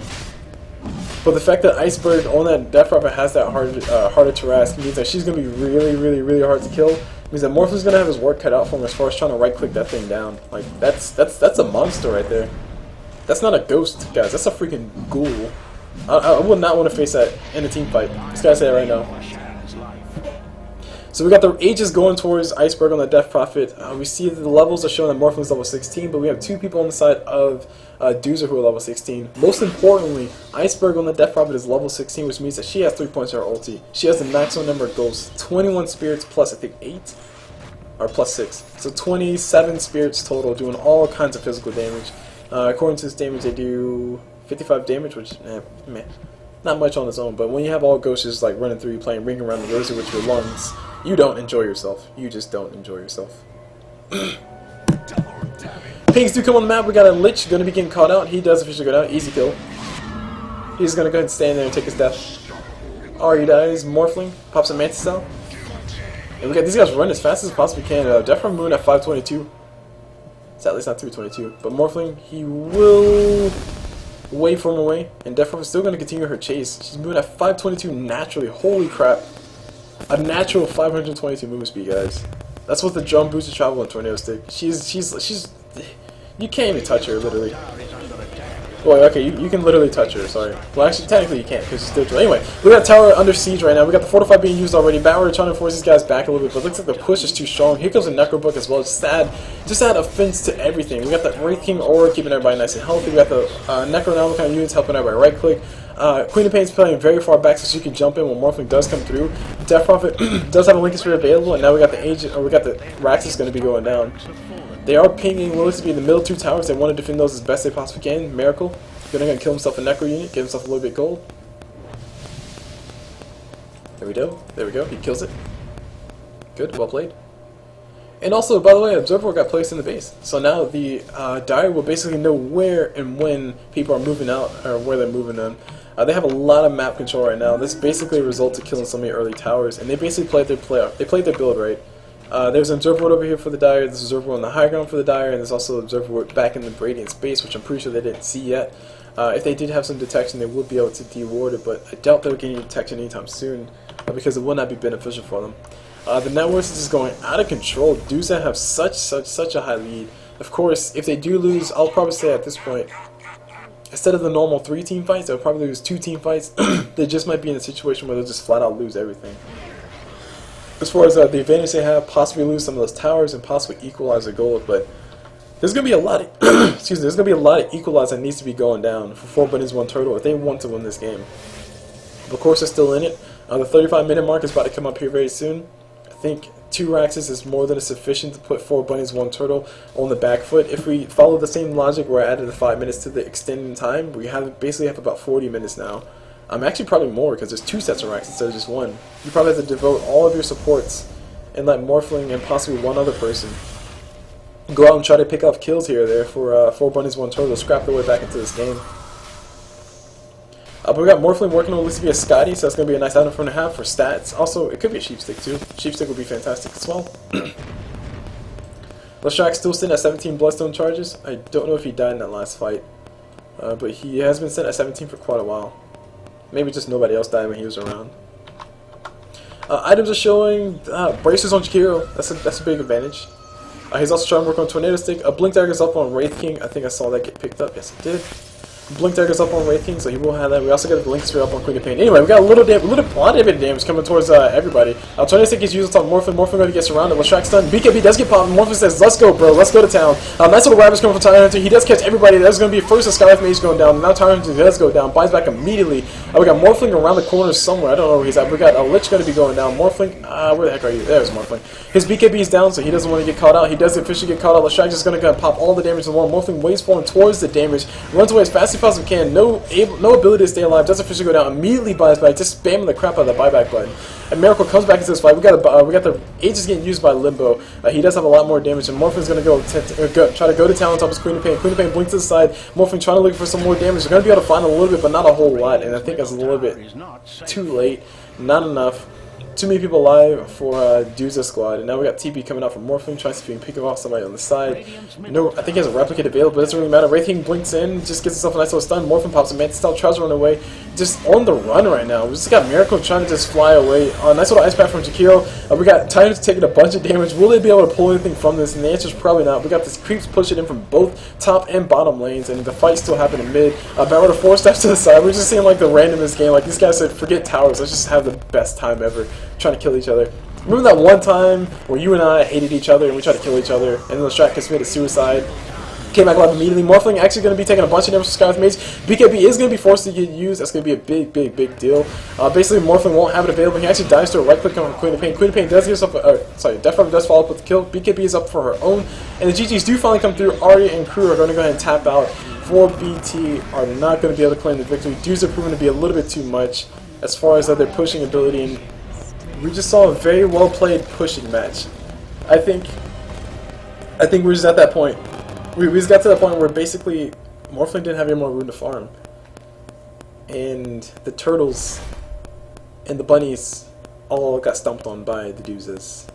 So that's going to be it for this game, guys. We saw Duza take 2 games. The first game was really close. This game was they more or less took pretty handily. The first game was only close because of the simple fact that the turtling was really hard for 4 bunnies 1 turtle, and they were doing a good job of it. But this game, they kind of just got broke wide open. Once those towers went down, once those bottom lane Raxes went down, I think everything just turned south for them. But they did put on a decent fight. Morphling took too long to get online, and basically the Shrek just said, "Bro, I'm gonna push your tower. I'm gonna push this tower. I'm gonna just push and push and push and push," and it basically won the game.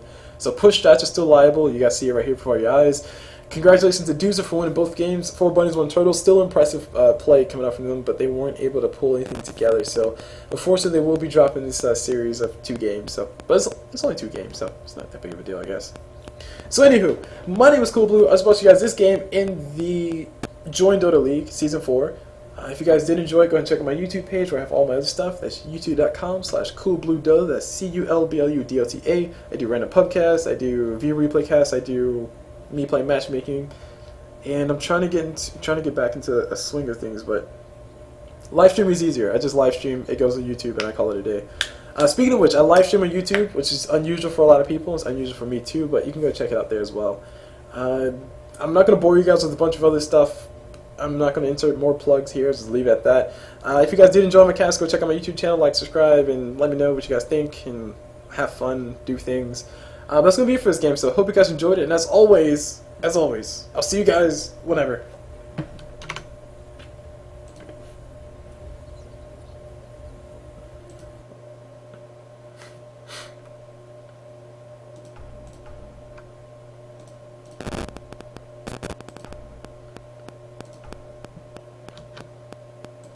Okay, let's see. Is there another game? If there's another game today, I think I'd be willing to cast, but I can only do one more set. And it has to be starting soon. Ping!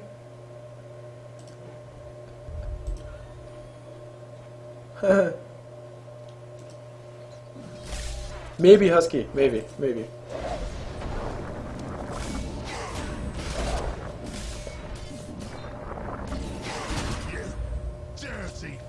Alright, let me go ahead and mute myself. Go ahead and enjoy the games. I'll see what we're waiting for in a few seconds.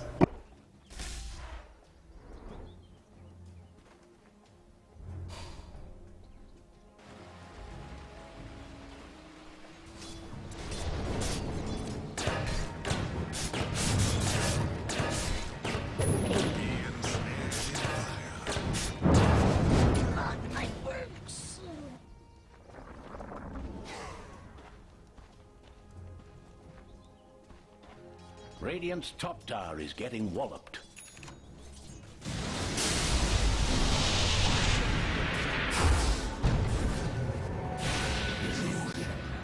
Mark these words. They're the last you'll hear.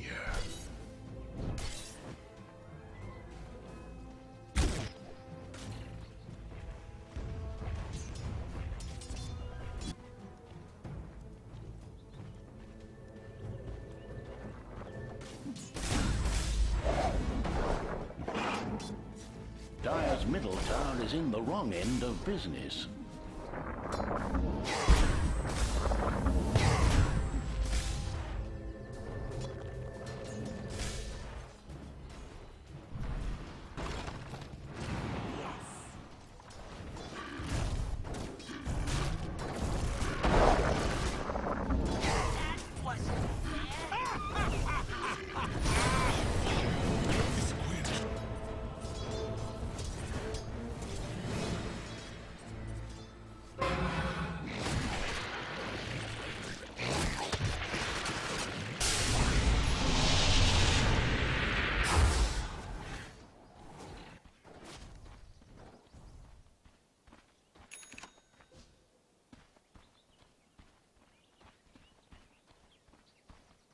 Dire's top tower isn't well at the moment.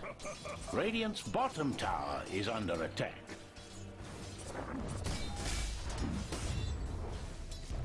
Dire's top tower is under attack.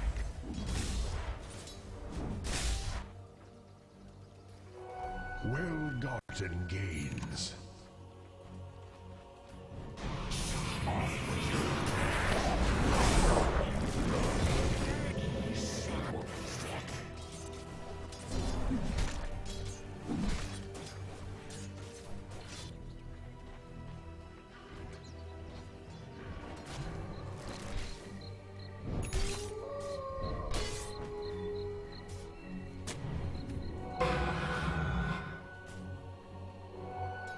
Almighty money.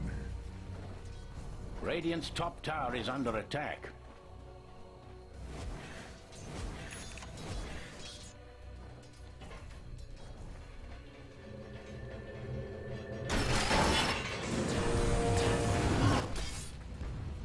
Shadows take. Dire's middle tower is under fire.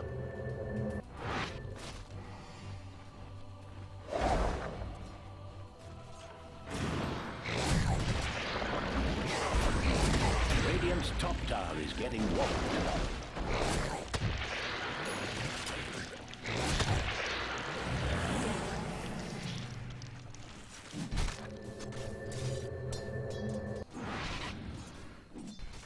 Dire's middle tower is under attack.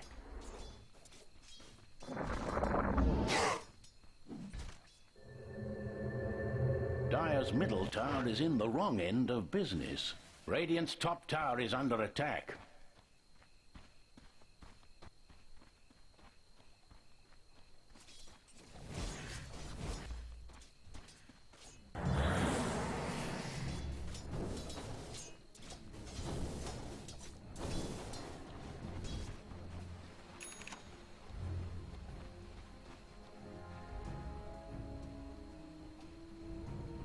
Dire's top tower is not on top of things.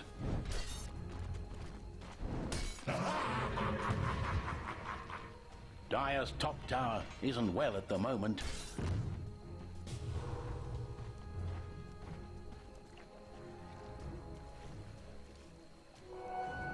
Demon gold.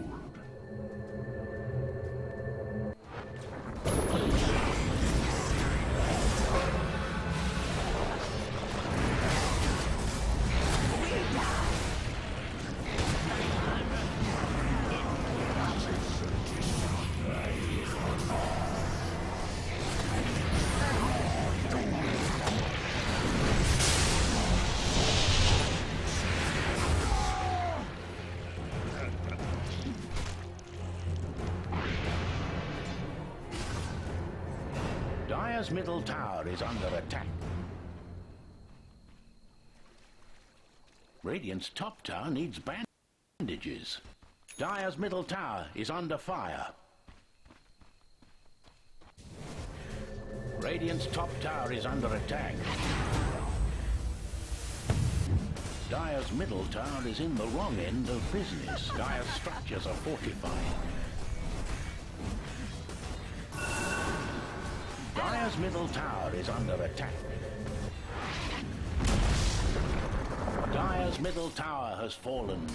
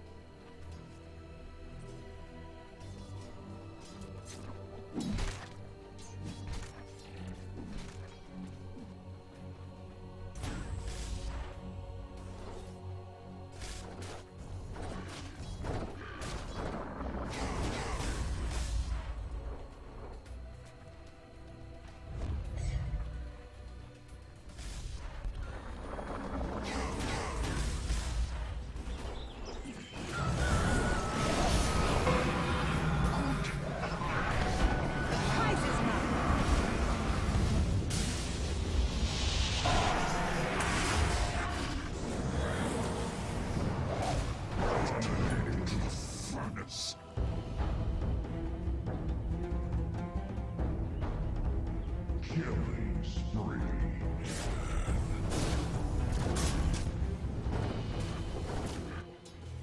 Radiant's bottom tower has uninvited guests. Radiant has reinforced their structures. Radiant's bottom tower has a nasty situation. Radiant's bottom tower has fallen.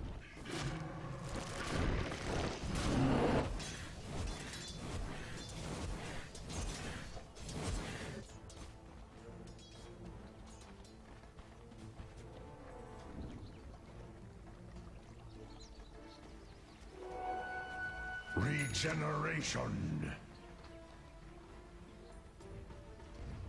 Dire just fortified their structures. Dire's top tower is not on top of things. Dire's top tower is under attack.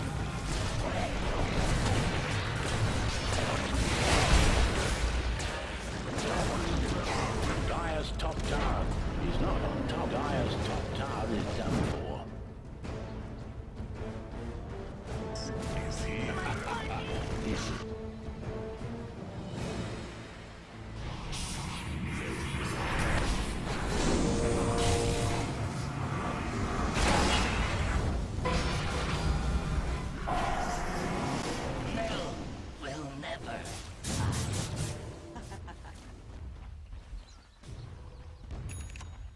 Radiant's top tower is getting walloped.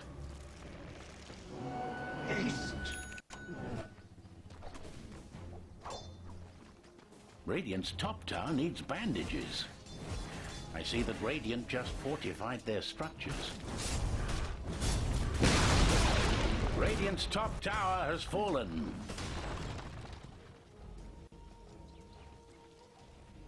Radiant's top tower needs bandages.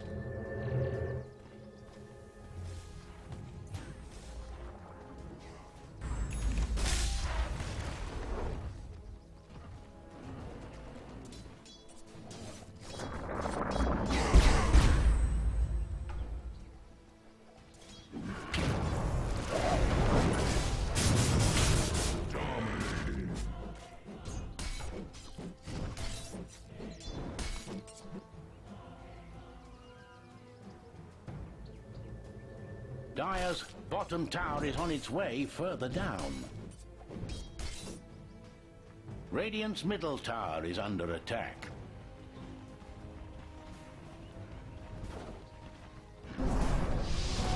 That's for me.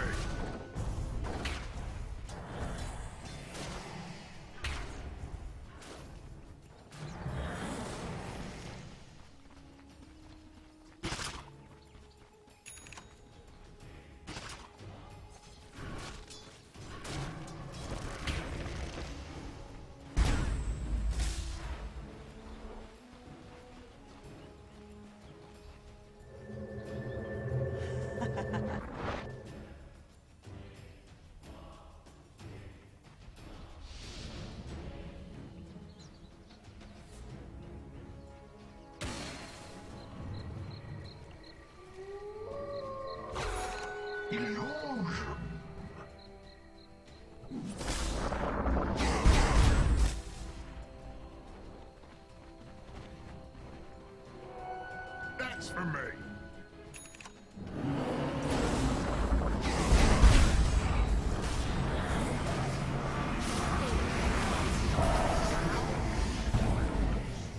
Is this exciting? Take us.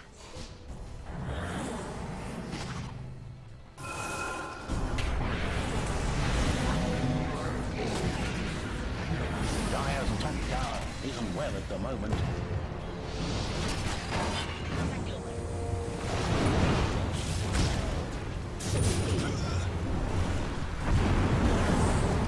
Radiant's middle tower may need a hand.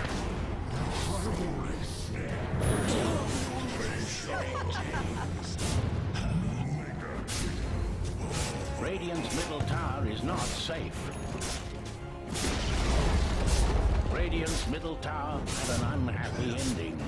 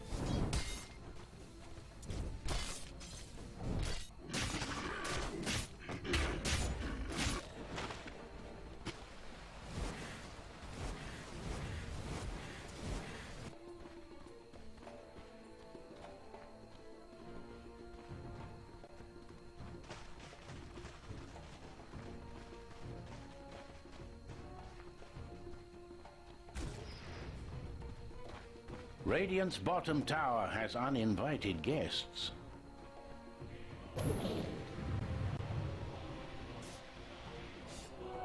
Well-gotten gains.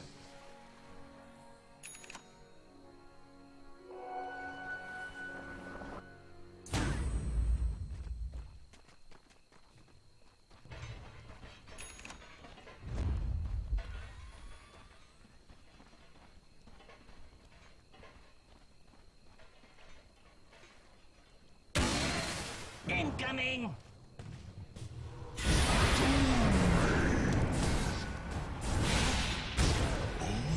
Out of fuel. Dire has claimed Roshan's life.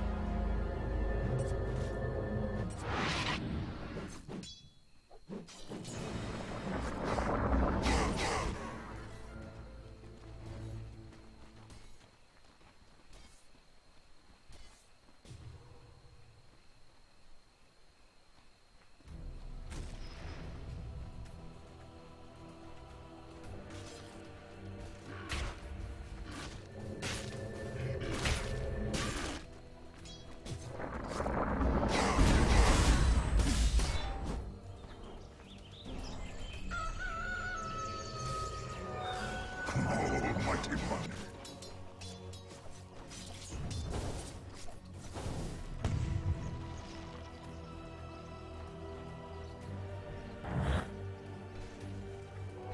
Haste.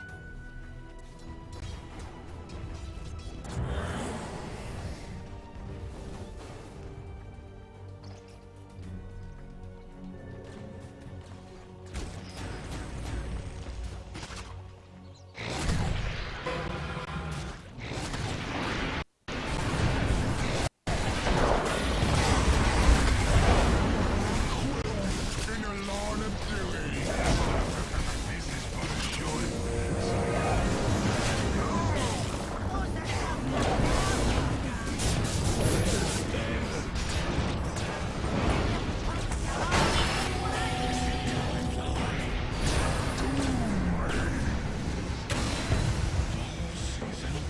Is over. That was can't Ashes. Radiant's bottom tower has a nasty situation.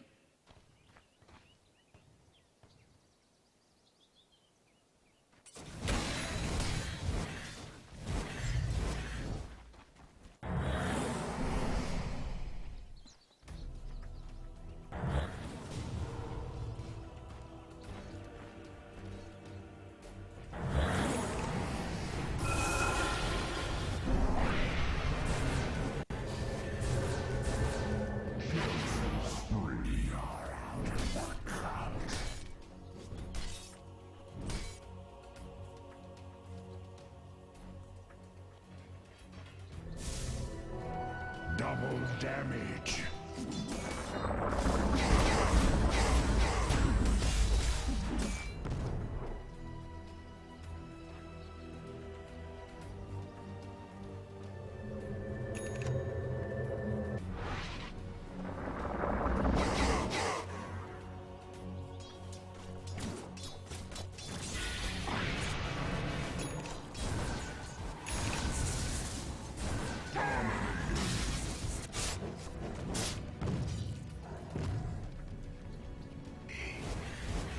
Dire's bottom tower is under attack. Dire's bottom tower had a tragic ending.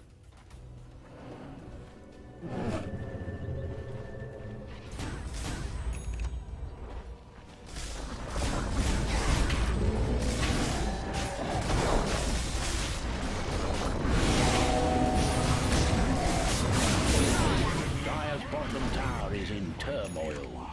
Mess with Doom, you get the horns. Dire's bottom tower is under attack.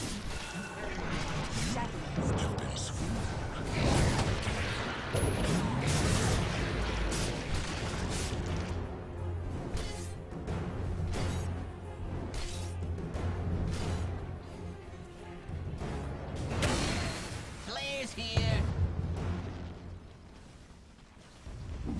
Radiant's middle tower is under attack.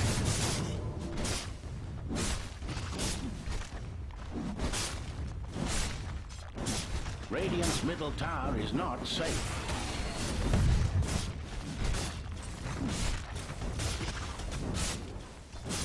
Radiant's middle tower may need a hand.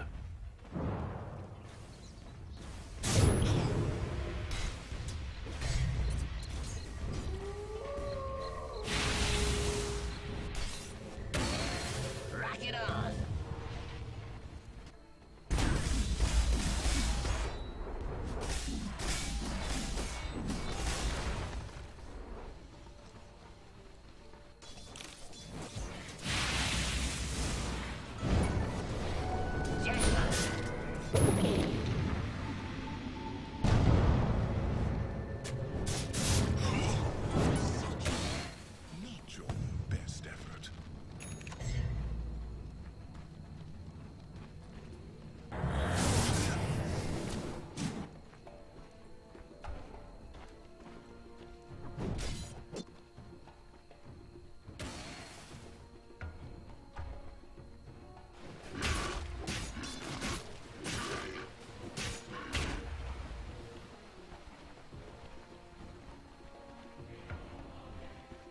Radiant's middle tower is not safe.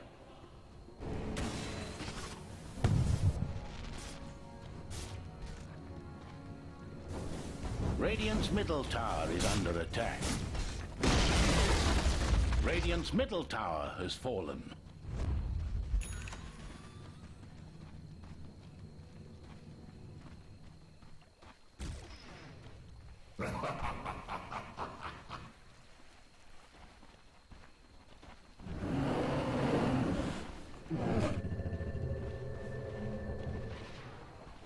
Then Radiant's top tower is getting walloped. Radiant structures are fortified. In your face.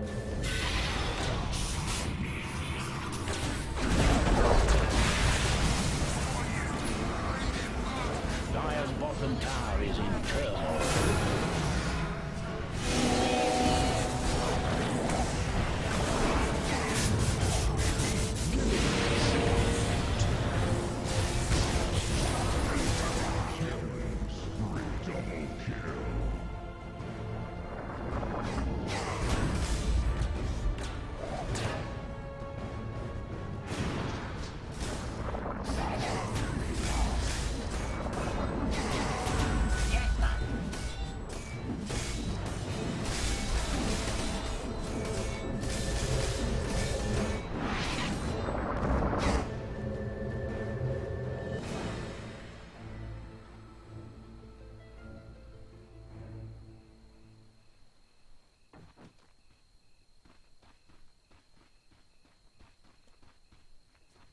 Dire's bottom tower is on its way further down.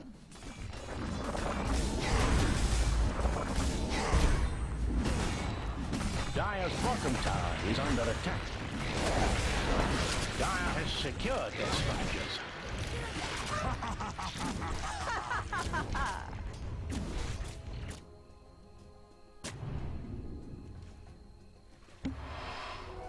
Invisibility.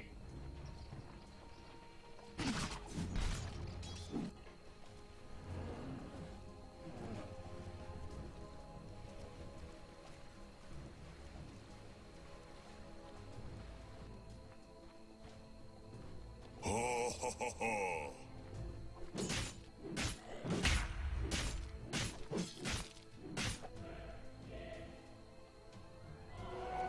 That should help.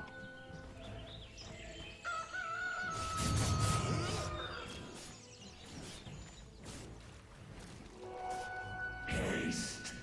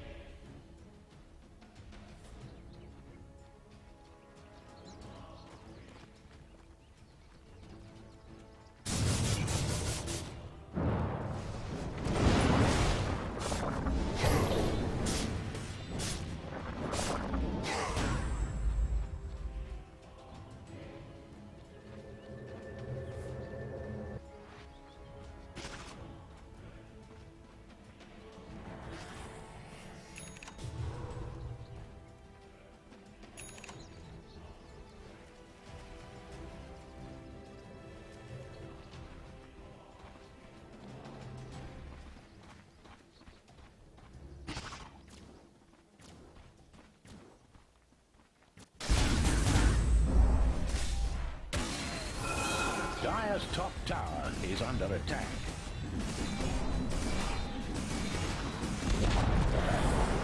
Dire's top tower was utterly destroyed.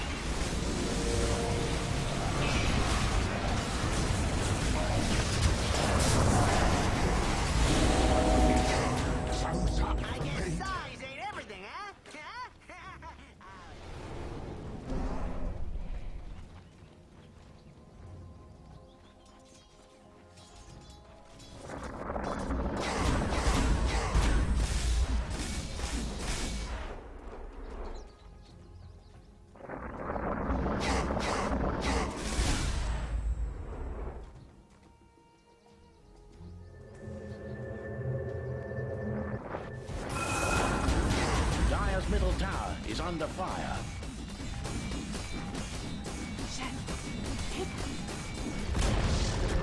Dire's middle tower met its end.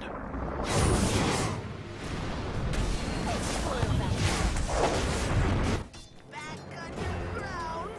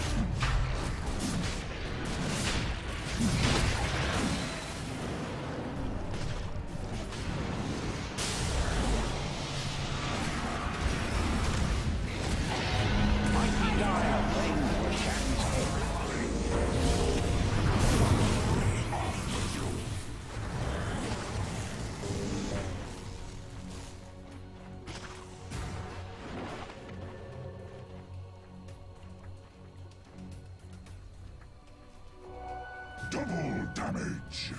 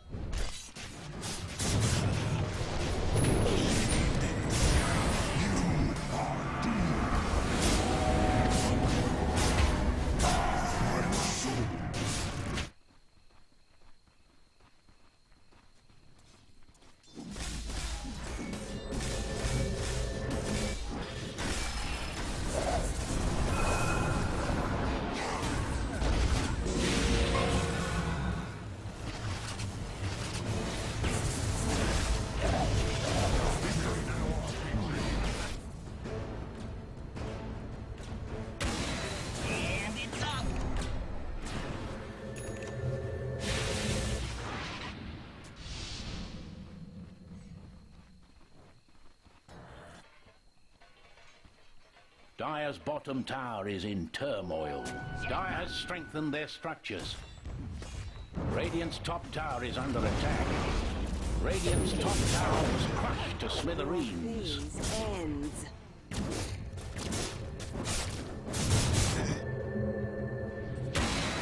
Do it with flair.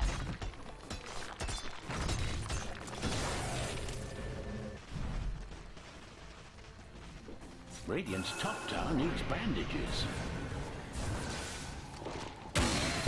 Flair's here.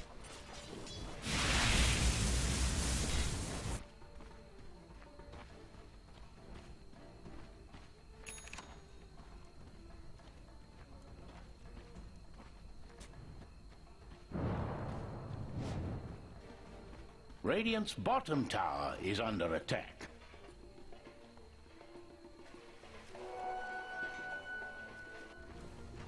Radiant's bottom tower has uninvited guests. Gallant Radiant have fortified their structures.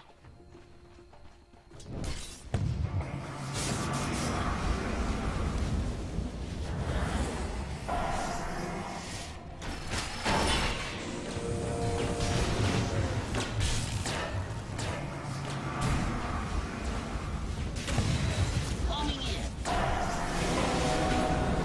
Radiant's bottom tower is going with the wind. Like years So